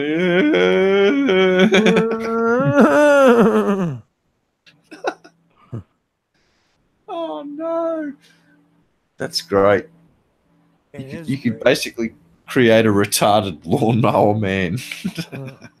I tell you what, if we receive at least $30 before the end of the stream, which we got 10 minutes now, I'll go an extra 30 minutes here, right here. Not on a post show. There'll be a live post show just here for everybody. We gotta make $30. Son of a bitch.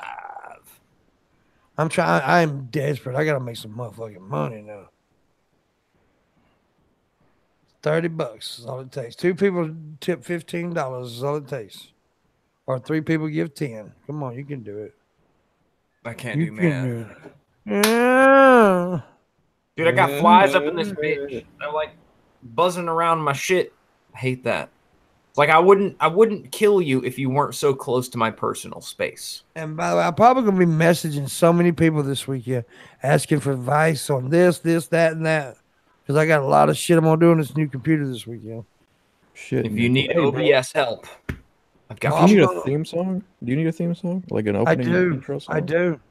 Okay. If you have any like ideas for that, DM them to me on Twitter. I do have an idea. I want to get Brian, the British guy Brian with his voice. I want to get him to do something about like "Welcome to the Morning Wood" with his voice and have some badass music in the background. Like with this nice soft British tone. That'd be good. Yeah. Sophisticated. Yeah. And then at the end, a little erection pops up. I wish I could do that. You could erect something. Well, no, I can't. Yeah, because I don't want to get in trouble. You could have like, I don't know, like a fucking balloon and it just gets blown up all of a sudden. Yeah. Well, I got $15 a tip. Who? From Bird Flu. All right, who's gonna make the other half? He said. Somebody give $15. We'll go another half hour right here. So that's all it takes. One more $15. One more. $1. $15. $1. $15. $1. $2. $15. This is the police. You're under arrest. You're back at the raw. I'm sorry, but that's like one of my biggest turn-ons. I like English. That's like English is like totally sexual for me. Actually, I would like probably would be a good idea for the intro to begin with like an alarm sound, like dang, dang, dang, like the old alarm clocks or whatever. You give people PTSD, dude. Yeah. No. You want to start off with like just some birds tweeting and stuff like that. You need a rooster, dude. You need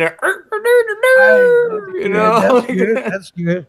A rooster, and then Brian's voice comes in. This is the Morning Wood.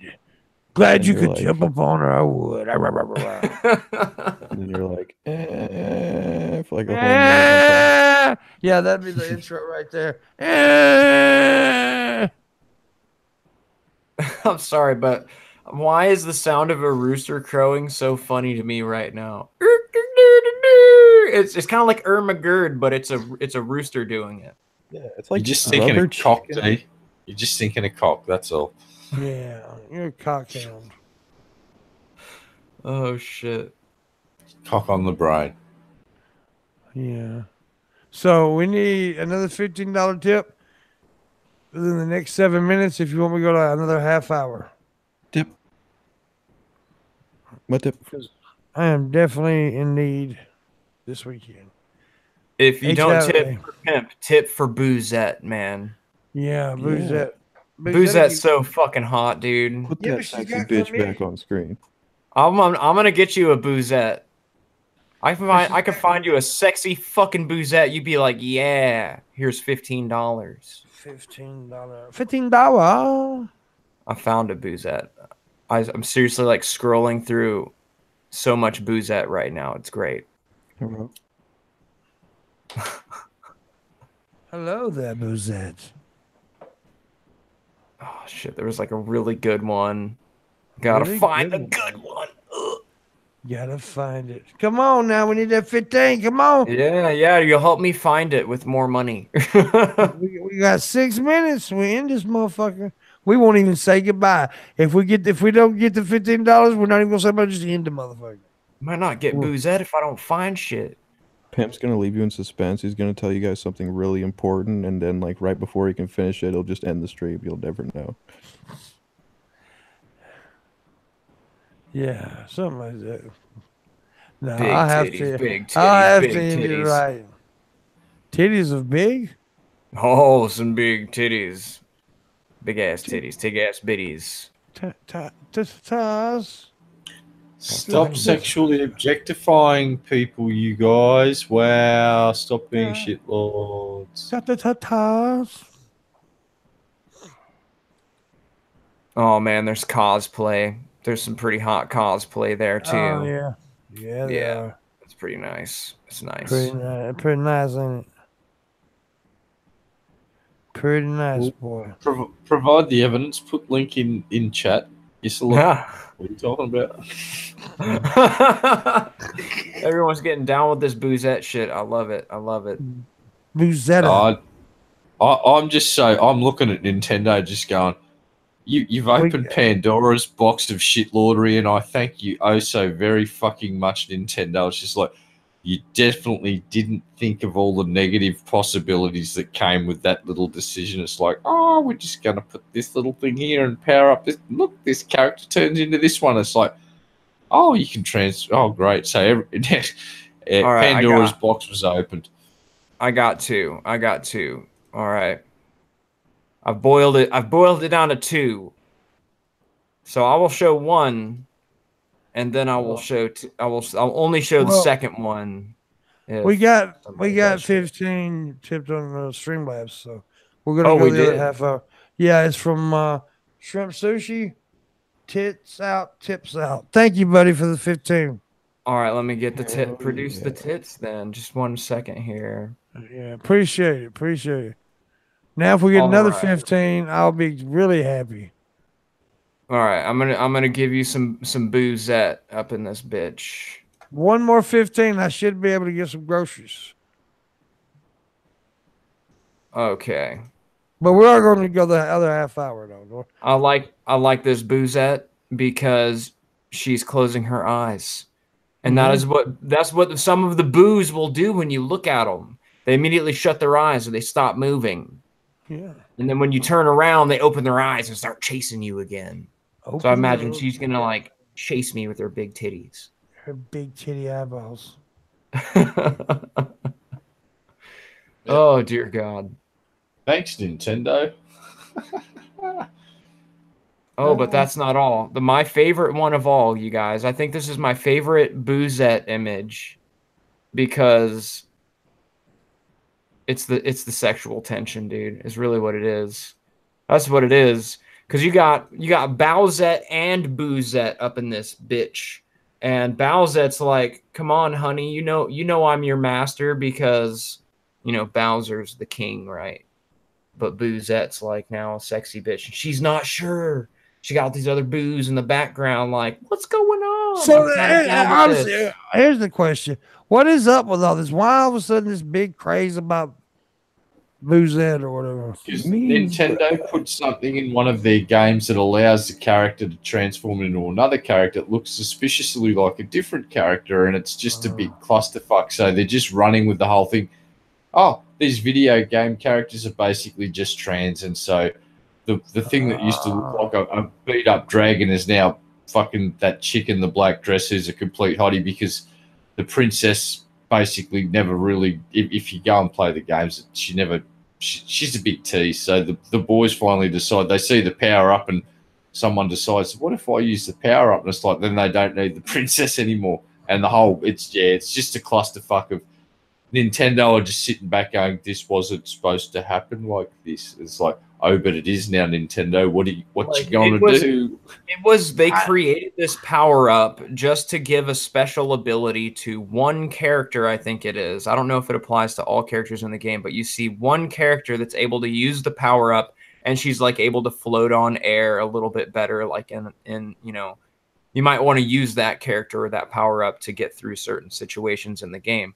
I don't think they saw like the implications of like having a power up that any character in the Super Mario game would be able to take. And now people have just extrapolated the concept of this power up applying to literally everything in the game. So everyone gets to have a hot, sexy fucking hentai character that goes with the theme. So there's going to be Koopas. There's going to be Bowser. Everything. Initially was the first one. Now there's Boozette. So you're going to probably get Luigi, Mario, all the way on down the line. No one is going to be left out of this. Wait till you see Maria. Maria is just going to be fucking incredible and handy with a wrench because she's going to be a great plumber. It's going to be fucking awesome. Damn. It really is. It's just like Nintendo are probably the people that decided to do this right now are probably trying to explain why they shouldn't commit fucking ritual suicide in front of the CEO with a rather sharp sword. All right, so it is 12 o'clock. So as we are going another half hour because we made the $30. We made $30, so we're going another half hour. Please consider tipping if you can because I need to buy groceries this weekend till Monday. So yeah, thank you so much for the 2 people who threw the 15 at me. You guys are awesome.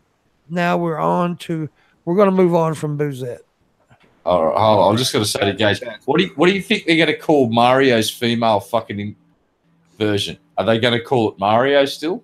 No, they're going to call. They'll probably call him. If I did it, I'd call him Maria. Makes sense to me anyway. So yeah, there you go. Fox News fires contributor for calling Kavanaugh accusers lying skanks.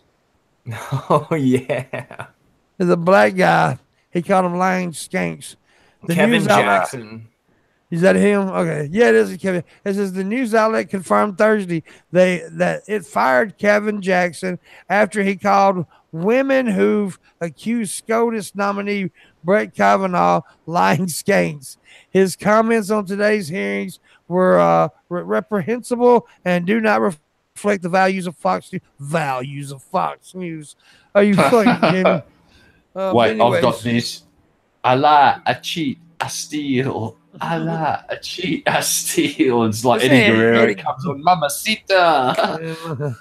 Dude, it was a string of comments, though. It was like several Twitter posts that he made were pretty fucking outlandish. And it's surprising that Fox News decided to axe him. Like, that's weird. Yeah. Because they agree with what he's saying. Like, one of his tweets was, Christina Blasey Ford academic problems came from her promiscuity. Damn, girl, stop, open up your legs and open a book. Hashtag Damn. Team KJ. Like, he was fucking going hardcore with like, that's like traditional conservatism right there. Stop opening your legs, open a book. Jeez, dude. It's good advice, though. It got worse, though. It got worse. He says, to hell with the notion that women must be believed no matter what. Lying skanks. Dude, all 3 of them, like, on nothing. The skanks one's is what got him fired. Yeah, probably. Why so bad about skank? I mean, it's an insult, but goddamn. Hashtag me too. It's just like, yeah, they're avoiding a goddamn clusterfuck, that's all. Here's my favorite one, dude. Wow, Christine Ford looks rode hard and put up wet. As we say in the country, just peeked into this farce. God damn. Dude, he went hard, man. He was definitely throwing shade, man. Fuck. Yeah. Yeah. That's not a wise thing to do on social media if you value your job these days. It's just exactly. If you're a fucking journalist at somewhere like Fox, you do what they fucking say. You jump through the goddamn hoops. You fucking dot all the I's. You cross the fucking T's, and you keep your job. If you start using social media to voice your personal opinion when you're on the company's fucking dime, goodbye. And good on Fox News for having some sort of standard eventually at some point. Just a shame they didn't find him 30 fucking years ago. Oh, that's crazy. Is it the words that he chose? Is it like how he said it? Because Fox News is probably going to pretty much say all of those things. They just won't say them the same way that he did. I think it's a fact because now, if I get this straight, this is the Supreme Court nominee they're talking about, and this woman's alleged sexual assault. Yeah, there's 3 women. He called all 3 of the accusers skanks. Yeah, here's the thing. Fox are Fox, but they ain't that dumb. Like, that's potentially opening up the fucking doorway to a lawyer that's got knowledge of certain fucking laws to make your life difficult, maybe force you into a settlement, which is, I heard, a very popular tactic in America is threaten lawsuits and go through the first few steps to get them to settle out of court, like a panic settling. So, well, the fucked up thing is that Fox News has also said that the account of Christine Blasey Ford sounds credible. Like, that's fucking crazy that they would have actually like gone to that degree, because I think most people thought, oh no, they're going to be like, she's full of shit, this is a Democratic conspiracy, almost like Alex Jones level fucking crazy, because that's how a lot of people are spinning it right now. Yeah. Like, got rid of the old news manager a few years ago because he was a sexist pig, and they got rid of O'Reilly because he's a sexist pig. Now, who's the other? Hannity? Is he a sexist pig or is he just a fucking jerk? Dude, fuck Hannity. Fox all of the above? When it comes to, I don't know. If you look at what Fox has done over the last 2-3 years, they're kind of getting rid of all the big name womanizers. A lot of companies are actually kicking them to the curb just for fucking publicity's sake.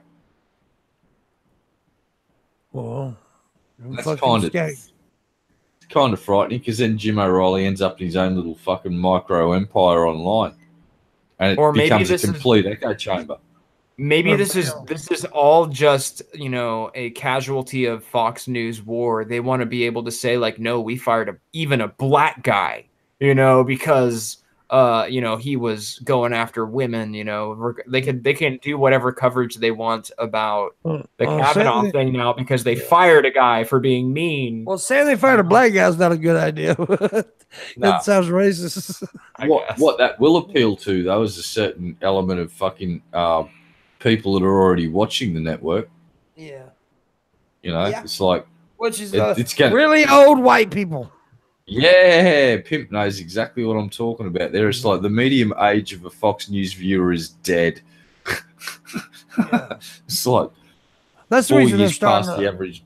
That's the reason they're starting to lose. No, I'm sorry. I was just going to say that's the reason they're starting to lose all the power they had for a while. For a while, Fox was unstoppable, but now they're starting to slowly get behind in ratings and stuff. Is because their fucking viewers are dying.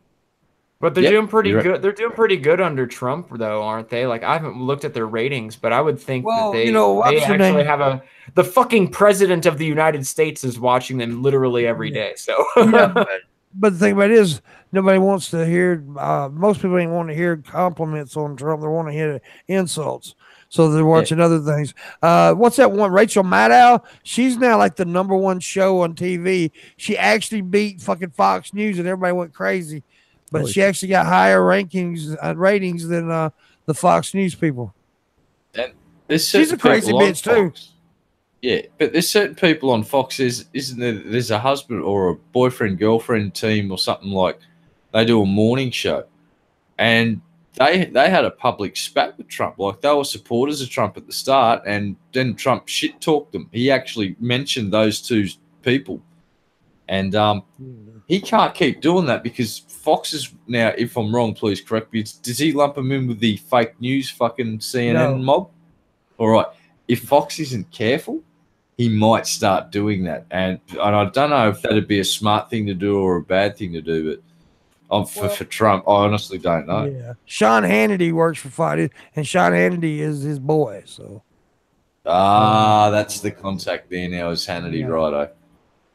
Sean Hannity is a fucking that dude is such a low life piece of shit.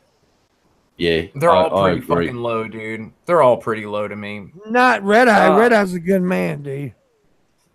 You compare me to Sean Hannity? He's not low. He's like medium. He's medium high, actually. Here's the deal. He will rate me. I'm a cunt. Hannity's a fucking ankle. He's 3 foot fucking lower, mate. And I'll leave it at that. He's good. A fucking ankle. I like that. 3 foot lower ankle. Yeah, it's pretty good. Unless you're a really short chick. You got stubby little legs. Well, what do you guys think about the whole Kavanaugh situation, though? Well, like, do you have like an opinion on it? Last night on the Ultra Perspective, we had Godless Engineer John Gleason. You know him. We had him on, and we had Captain Kirsch on, and it was a good show. We got to talk about Kavanaugh, and Ben and GE kind of just a little bit went at each other. You know, just a little bit. Oh, shit. Good. But I mean, they didn't get mad. But John, when he gets in a debate, he kind of gets a little passionate.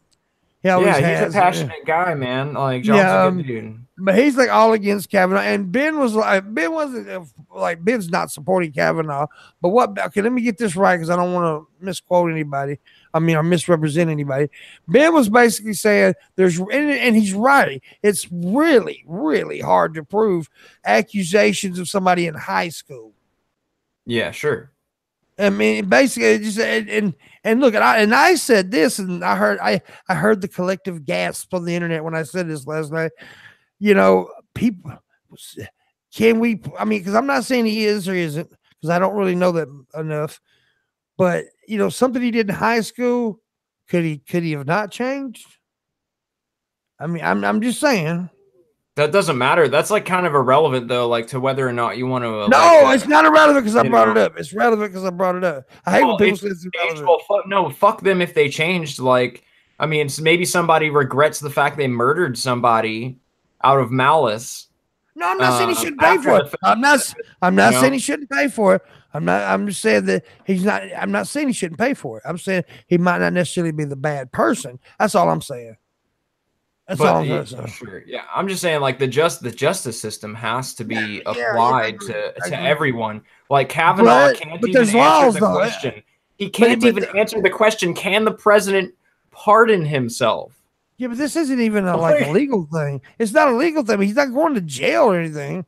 Well, no, I mean, like, this is just a weird thing. Like, we're sort of like glossing over the fact that, like, we're appointing this guy to the most high court in the United States of America, and like, sure, there may be some credibility to these arguments that it's like a Democratic plot to fucking undermine Donald Trump's Supreme Court pick, blah blah blah. Sure, right. Yeah. But at the same time, like, what's at stake, and how seriously are we going to take the process of putting somebody in that place of power, right? So maybe it's all fucking bullshit.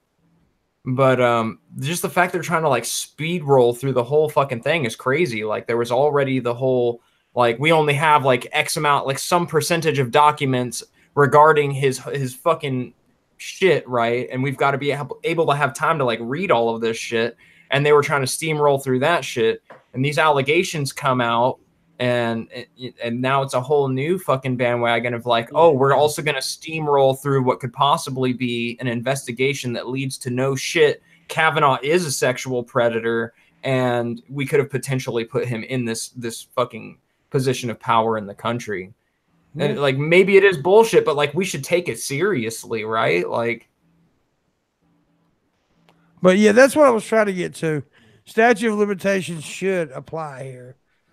It was high school, but you know, it's gonna have to be a very, very specifically worded law, because if it's worded the wrong way, you're gonna have people that get sexual. Now, for instance, in Australia, this is an extreme example, but I'm just trying to show where it's a very dangerous thing to do when you start putting statutes on these sorts of sex crimes. Is, let's just say, for instance, the Catholic Church. We've just had a royal inquiry, and it turns out a lot of people would fucking. A lot of kids in the 70s and 80s, now if these statutes of limitations were put on sex crimes, on one sex crime, it opens the door for them to potentially be argued in court that more and more will get added, and we're down that slope. That's how law works, and I'd be very hesitant to introduce them. You've got to have a basic standard. You got to have a basic standard of like, when somebody makes a certain kind of accusation in one of these situations, Like there has to be some kind of like credibility or ability to like investigate it in the first place, right? Yeah, So well, like I we found have that one of these women's claims are credible, haven't they? You said it earlier tonight. Well, I don't Fox know. even said it. Well, you said it earlier. They sound credible. They sound credible, right? So they're like, investigating. I'm saying they should investigate. We haven't even gotten to that point yet. Like they're trying to steamroll through this and put this guy in before an investigation can even be completed, right? But it's like this is just like the bombing of Syria, right? Where it's like, no, we're not going to wait for any kind of like, we don't want to know like whether or not it was legit. We're just going to send 100 missiles anyway, right? We're just going to elect a guy that could potentially be a sexual predator without doing our due diligence. While it doesn't seem like if an FBI investigation were to happen, like what are the logical conclusions? Like it's going to be an inconclusive investigation. He said, she said, we don't know. That probably won't affect him getting into that position of power. Or he's exonerated, in which case, hey, he's going to also get in that position of power. The only circumstance in which we lose from actually taking our time and doing an investigation is that, oh, shit, he's a fucking sexual predator. Like, we can actually file charges. We can actually go through our judicial system and hold him accountable for, what he's done if the jury convicts. Right, our judicial system should be able to apply to this guy, I think, before we just put him in the most you're right high position in government. Because I'll use another example. I was watching Donut Operator, and he's talking about there's some Facebook group where the guy sort of names cops, and he's made this allegation that this cops arrested a black woman and fucking digitally raped her, and it turns out that he's put all of this info on his Facebook group. People are fucking not only making death threats to the cop involved, but there's another cop that serves in the same precinct that's got the same last name. His family and friends are now getting death threats. Well, it turns out that the body cam footage says, no, you're full of shit. And they're just about to release the body cam footage. The problem is that for the last 2 weeks, the allegations are out there. This shit needs to be investigated thoroughly every time there's an allegation made. And I know it sucks that it's so long ago, but you got to at least try, in my humble opinion. It's like you got to investigate this shit and putting a statute of limitations. I understand that it's fucked, but it's like if an allegation's made, you have to investigate that sort of shit because there's a reason they don't put statutes of limitations on certain crimes. Well, anyway, yeah, and I mean, in this particular situation, like the allegations that are being made are very plausible, especially considering the fact that other people have come forward and confirmed certain details about the things that could have potentially happened in the past. Like you can have your personal opinion about whether or not who's telling the truth and who's guilty, who's innocent, but oh man, that's some titty action going on there. Yeah, well, that totally derails everything right there, like there. Well, Honest Red says come forward when it happens and not decades later. So does that apply to kids that get raped by priests too, mate? There's got to be. Yeah, I know, but I'm trying to demonstrate that it's a real fucking slippery slope when you open up the door and start putting statutes of limitations on certain. That is different, though. Well, sex crimes are sex crimes. Yeah, okay, yeah, that is true. It is rape is rape. See, I think rape on a child is worse than a rape on an adult, but that's just my opinion. I know that I'm not going to categorize what rape's worse. I'll just say rape's a really shitty thing. It is, but when you rape a 3-year-old, it's a 3. Yeah, I'm not touching that argument with a bar of soap, mate. Not even. Nah, I'll pass. Tapping out. Well, you rape me. With my mind every night. With your mouth on my dick. Well, mouth hugs. That's not rape. I think you two. I think you and D forgot for a minute that this is called a comedy show. And, fuck D. You fucking idiot. What are you doing, D? These ass conversations. Like you're the one who suggested we talk about Kavanaugh. Well, that's what it was. I will say this though: the original point was, can someone change? You did, motherfucker. I will add this: is it possible that someone can have fundamentally change fucking from their days in high school to present day? Absolutely. I'd say I've fundamentally changed in big ways over the last 2 years since I've met Pimp and D and several other people, Galen, and had conversations with Landon. that have really like light bulbs. I've had epiphanies, several of them. And it's just like, oh fuck. You don't have to give them credit. It's all me. It's all me. You don't have to give them credit. Well, you have had several really good talks where it has helped me a great deal. Like the double standards one was one of the most enlightening conversations I've had in decades. Yeah. It's just like you pointed out the blatantly obvious that I couldn't see because I was walking through the forest and I couldn't see it because of all the trees. Yeah. I did do that. It was a good thing because I did see it happening. But when I gave it to you, you was like, hell, you're right. Yeah, and to my credit, recently I booted myself off the non-sec Discord for being a fucking prick. It's just like, well, I've booted people for less. My turn to fucking.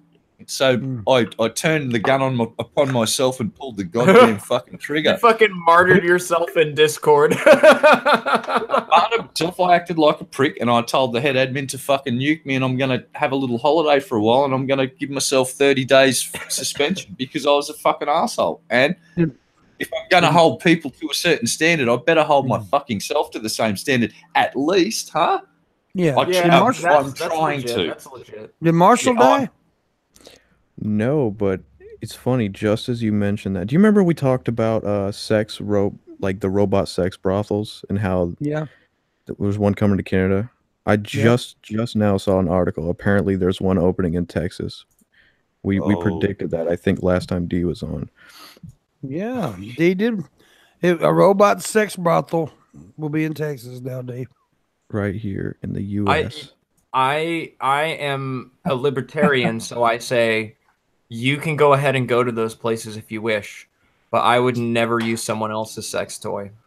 Yeah, it's great. D, do I really have to remind you of the conversation we had one night of what you'd like to do with those drone freshly babies? Deceased? Yeah, no, the freshly deceased people's brothel. Oh yes, no, I'm okay. I got a question. I'm still I got okay a with question that. for you, though. I got a question for you, D. You said you're not okay with it because you don't want to use other people's sex toys. Yeah. So do you only fuck virgins? No, they're not. Like, I don't think of women as or men as No. sex toys. I'm not talking about they're single, but they've been fucked by other people.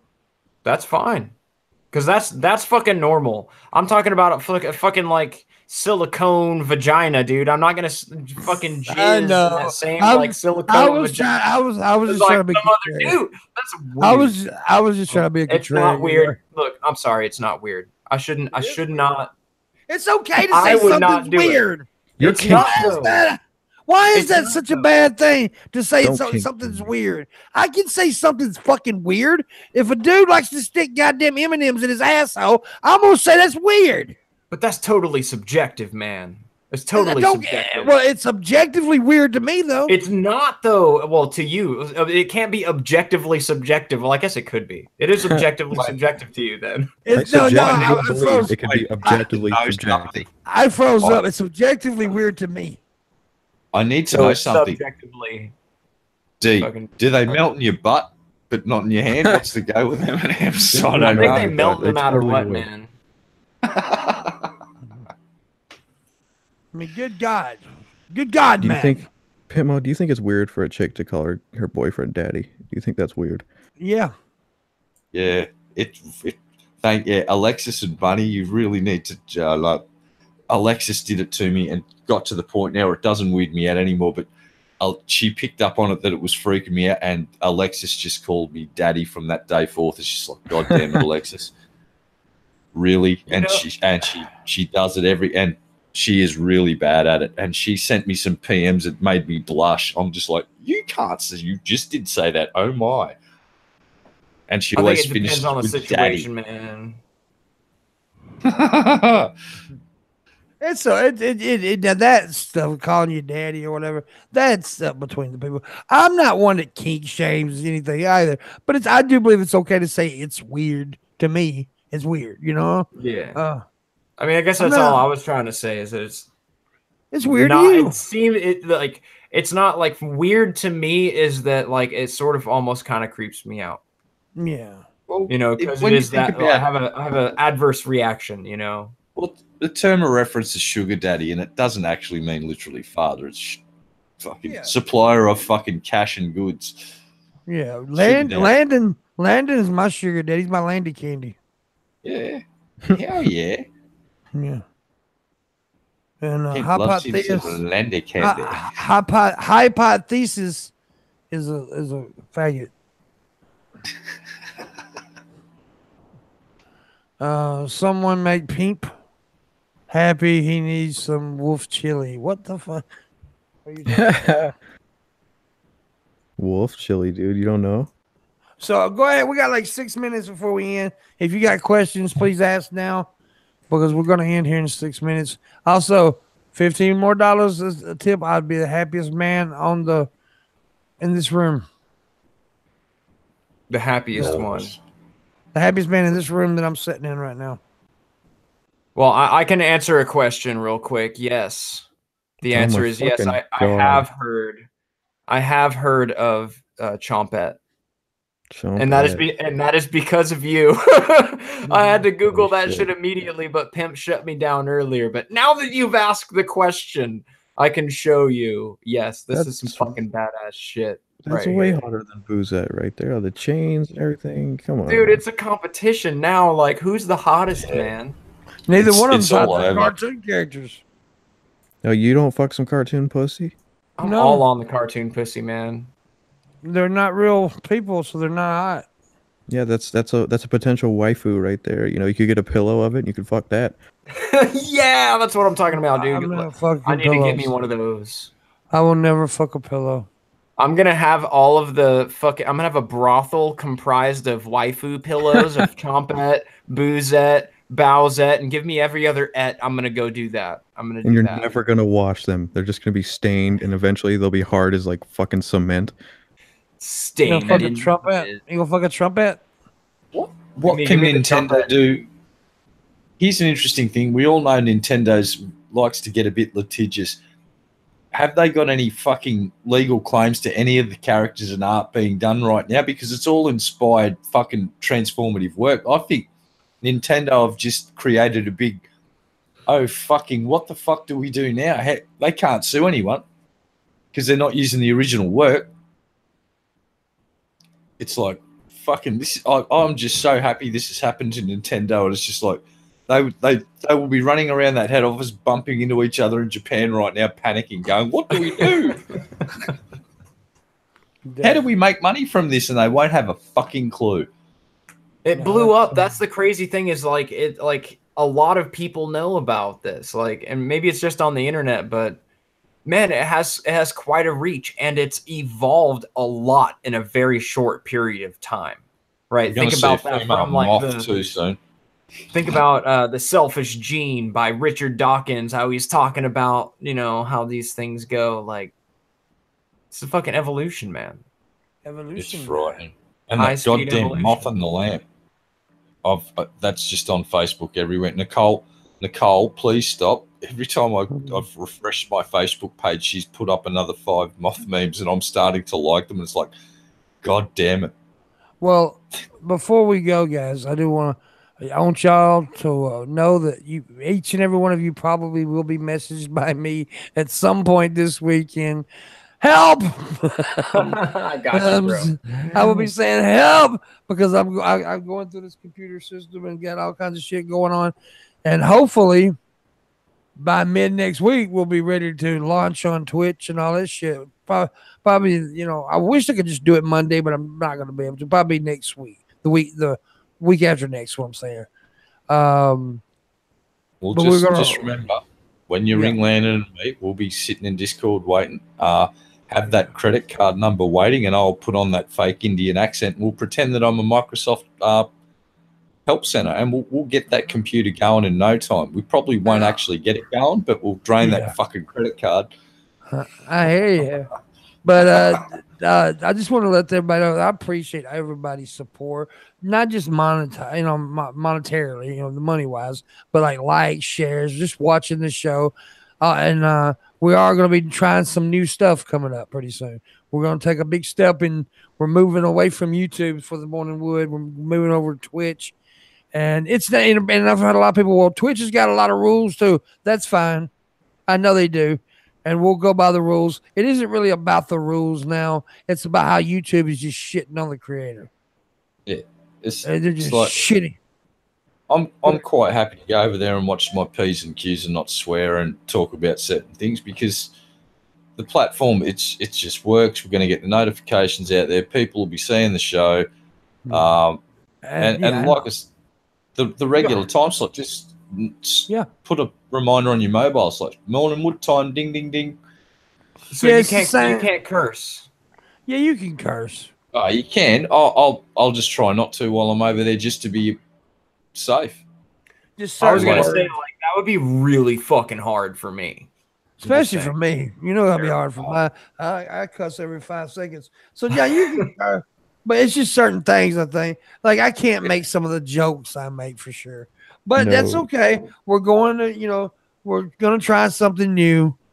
Because I'm just sick of YouTube.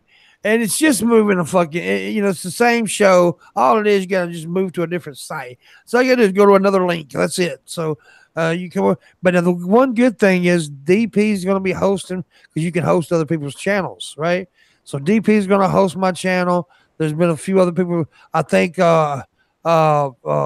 Jeff Holiday and them's channel is going to host me. I think the Saints. I think they're going to host me.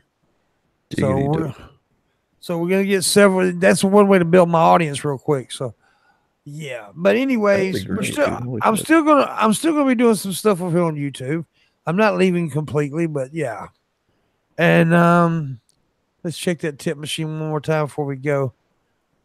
Oh, I'll probably be live at some point this weekend too. I may even use the OBS and stuff and bring a couple of people on to see. We'll most likely do a couple of test streams, to be honest with you. It will take fucking hours, just so you know. Fucking do this. We're going to do some test streams and shit. Well, I'll get Dave to knock you up a overlay. We'll have to sit you down and work out what you need. And because Dave knocked me up in a totally original one. We sat in Discord and he did it in front of me, shared screens, and I watched the whole process. Took him about 4 hours, but it's fucking nice. And he does animated avatars for people, so it's like he can deliver the goods. I have complete faith in Dave. But of course, if there's someone else out there that can do overlays, please, if you want to do one, knock one up, send it to Pimp. He'll make the final decision, of course. Fan art's good. Cool. We want to start seeing lots of fan art, and more fan art because that shit's just awesome. I've got a bit of fan art from Sinistrous Oculus, and it's on my Twitch page. I fucking love it. It is the screensaver. But yeah, there you go. We do want fan art and stuff, and I guess that's it, man. What is this? Facebook says it recently discovered a security breach affecting nearly 50 million user accounts. That's great. Everyone change your password, everyone. Now. We're all fucked.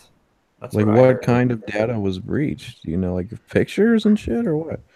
Oh, look, he sounded worried, man. Pictures? Like the fucking... Marshall got some nudies. All those bodies I hid, like I had to kind of fill some people in on like where they're at and Red, did you hear that? Red, did you hear that voice break when he said pictures? Pictures? Pictures, dude. He got scared, man.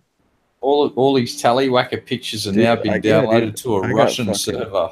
I got nudes, I got murder pictures, I got all kinds of drug deals and shit. Like I cannot have this coming out. I hear you, bud. Well, anyways, guys. Go ahead, Red. He's got nudes. He's got nudes with all the murder victims too. Ooh. Yeah. Damn, he's sick fuck. Anyways, guys, thank you all. Thank you for being here. Remember, keep the wood up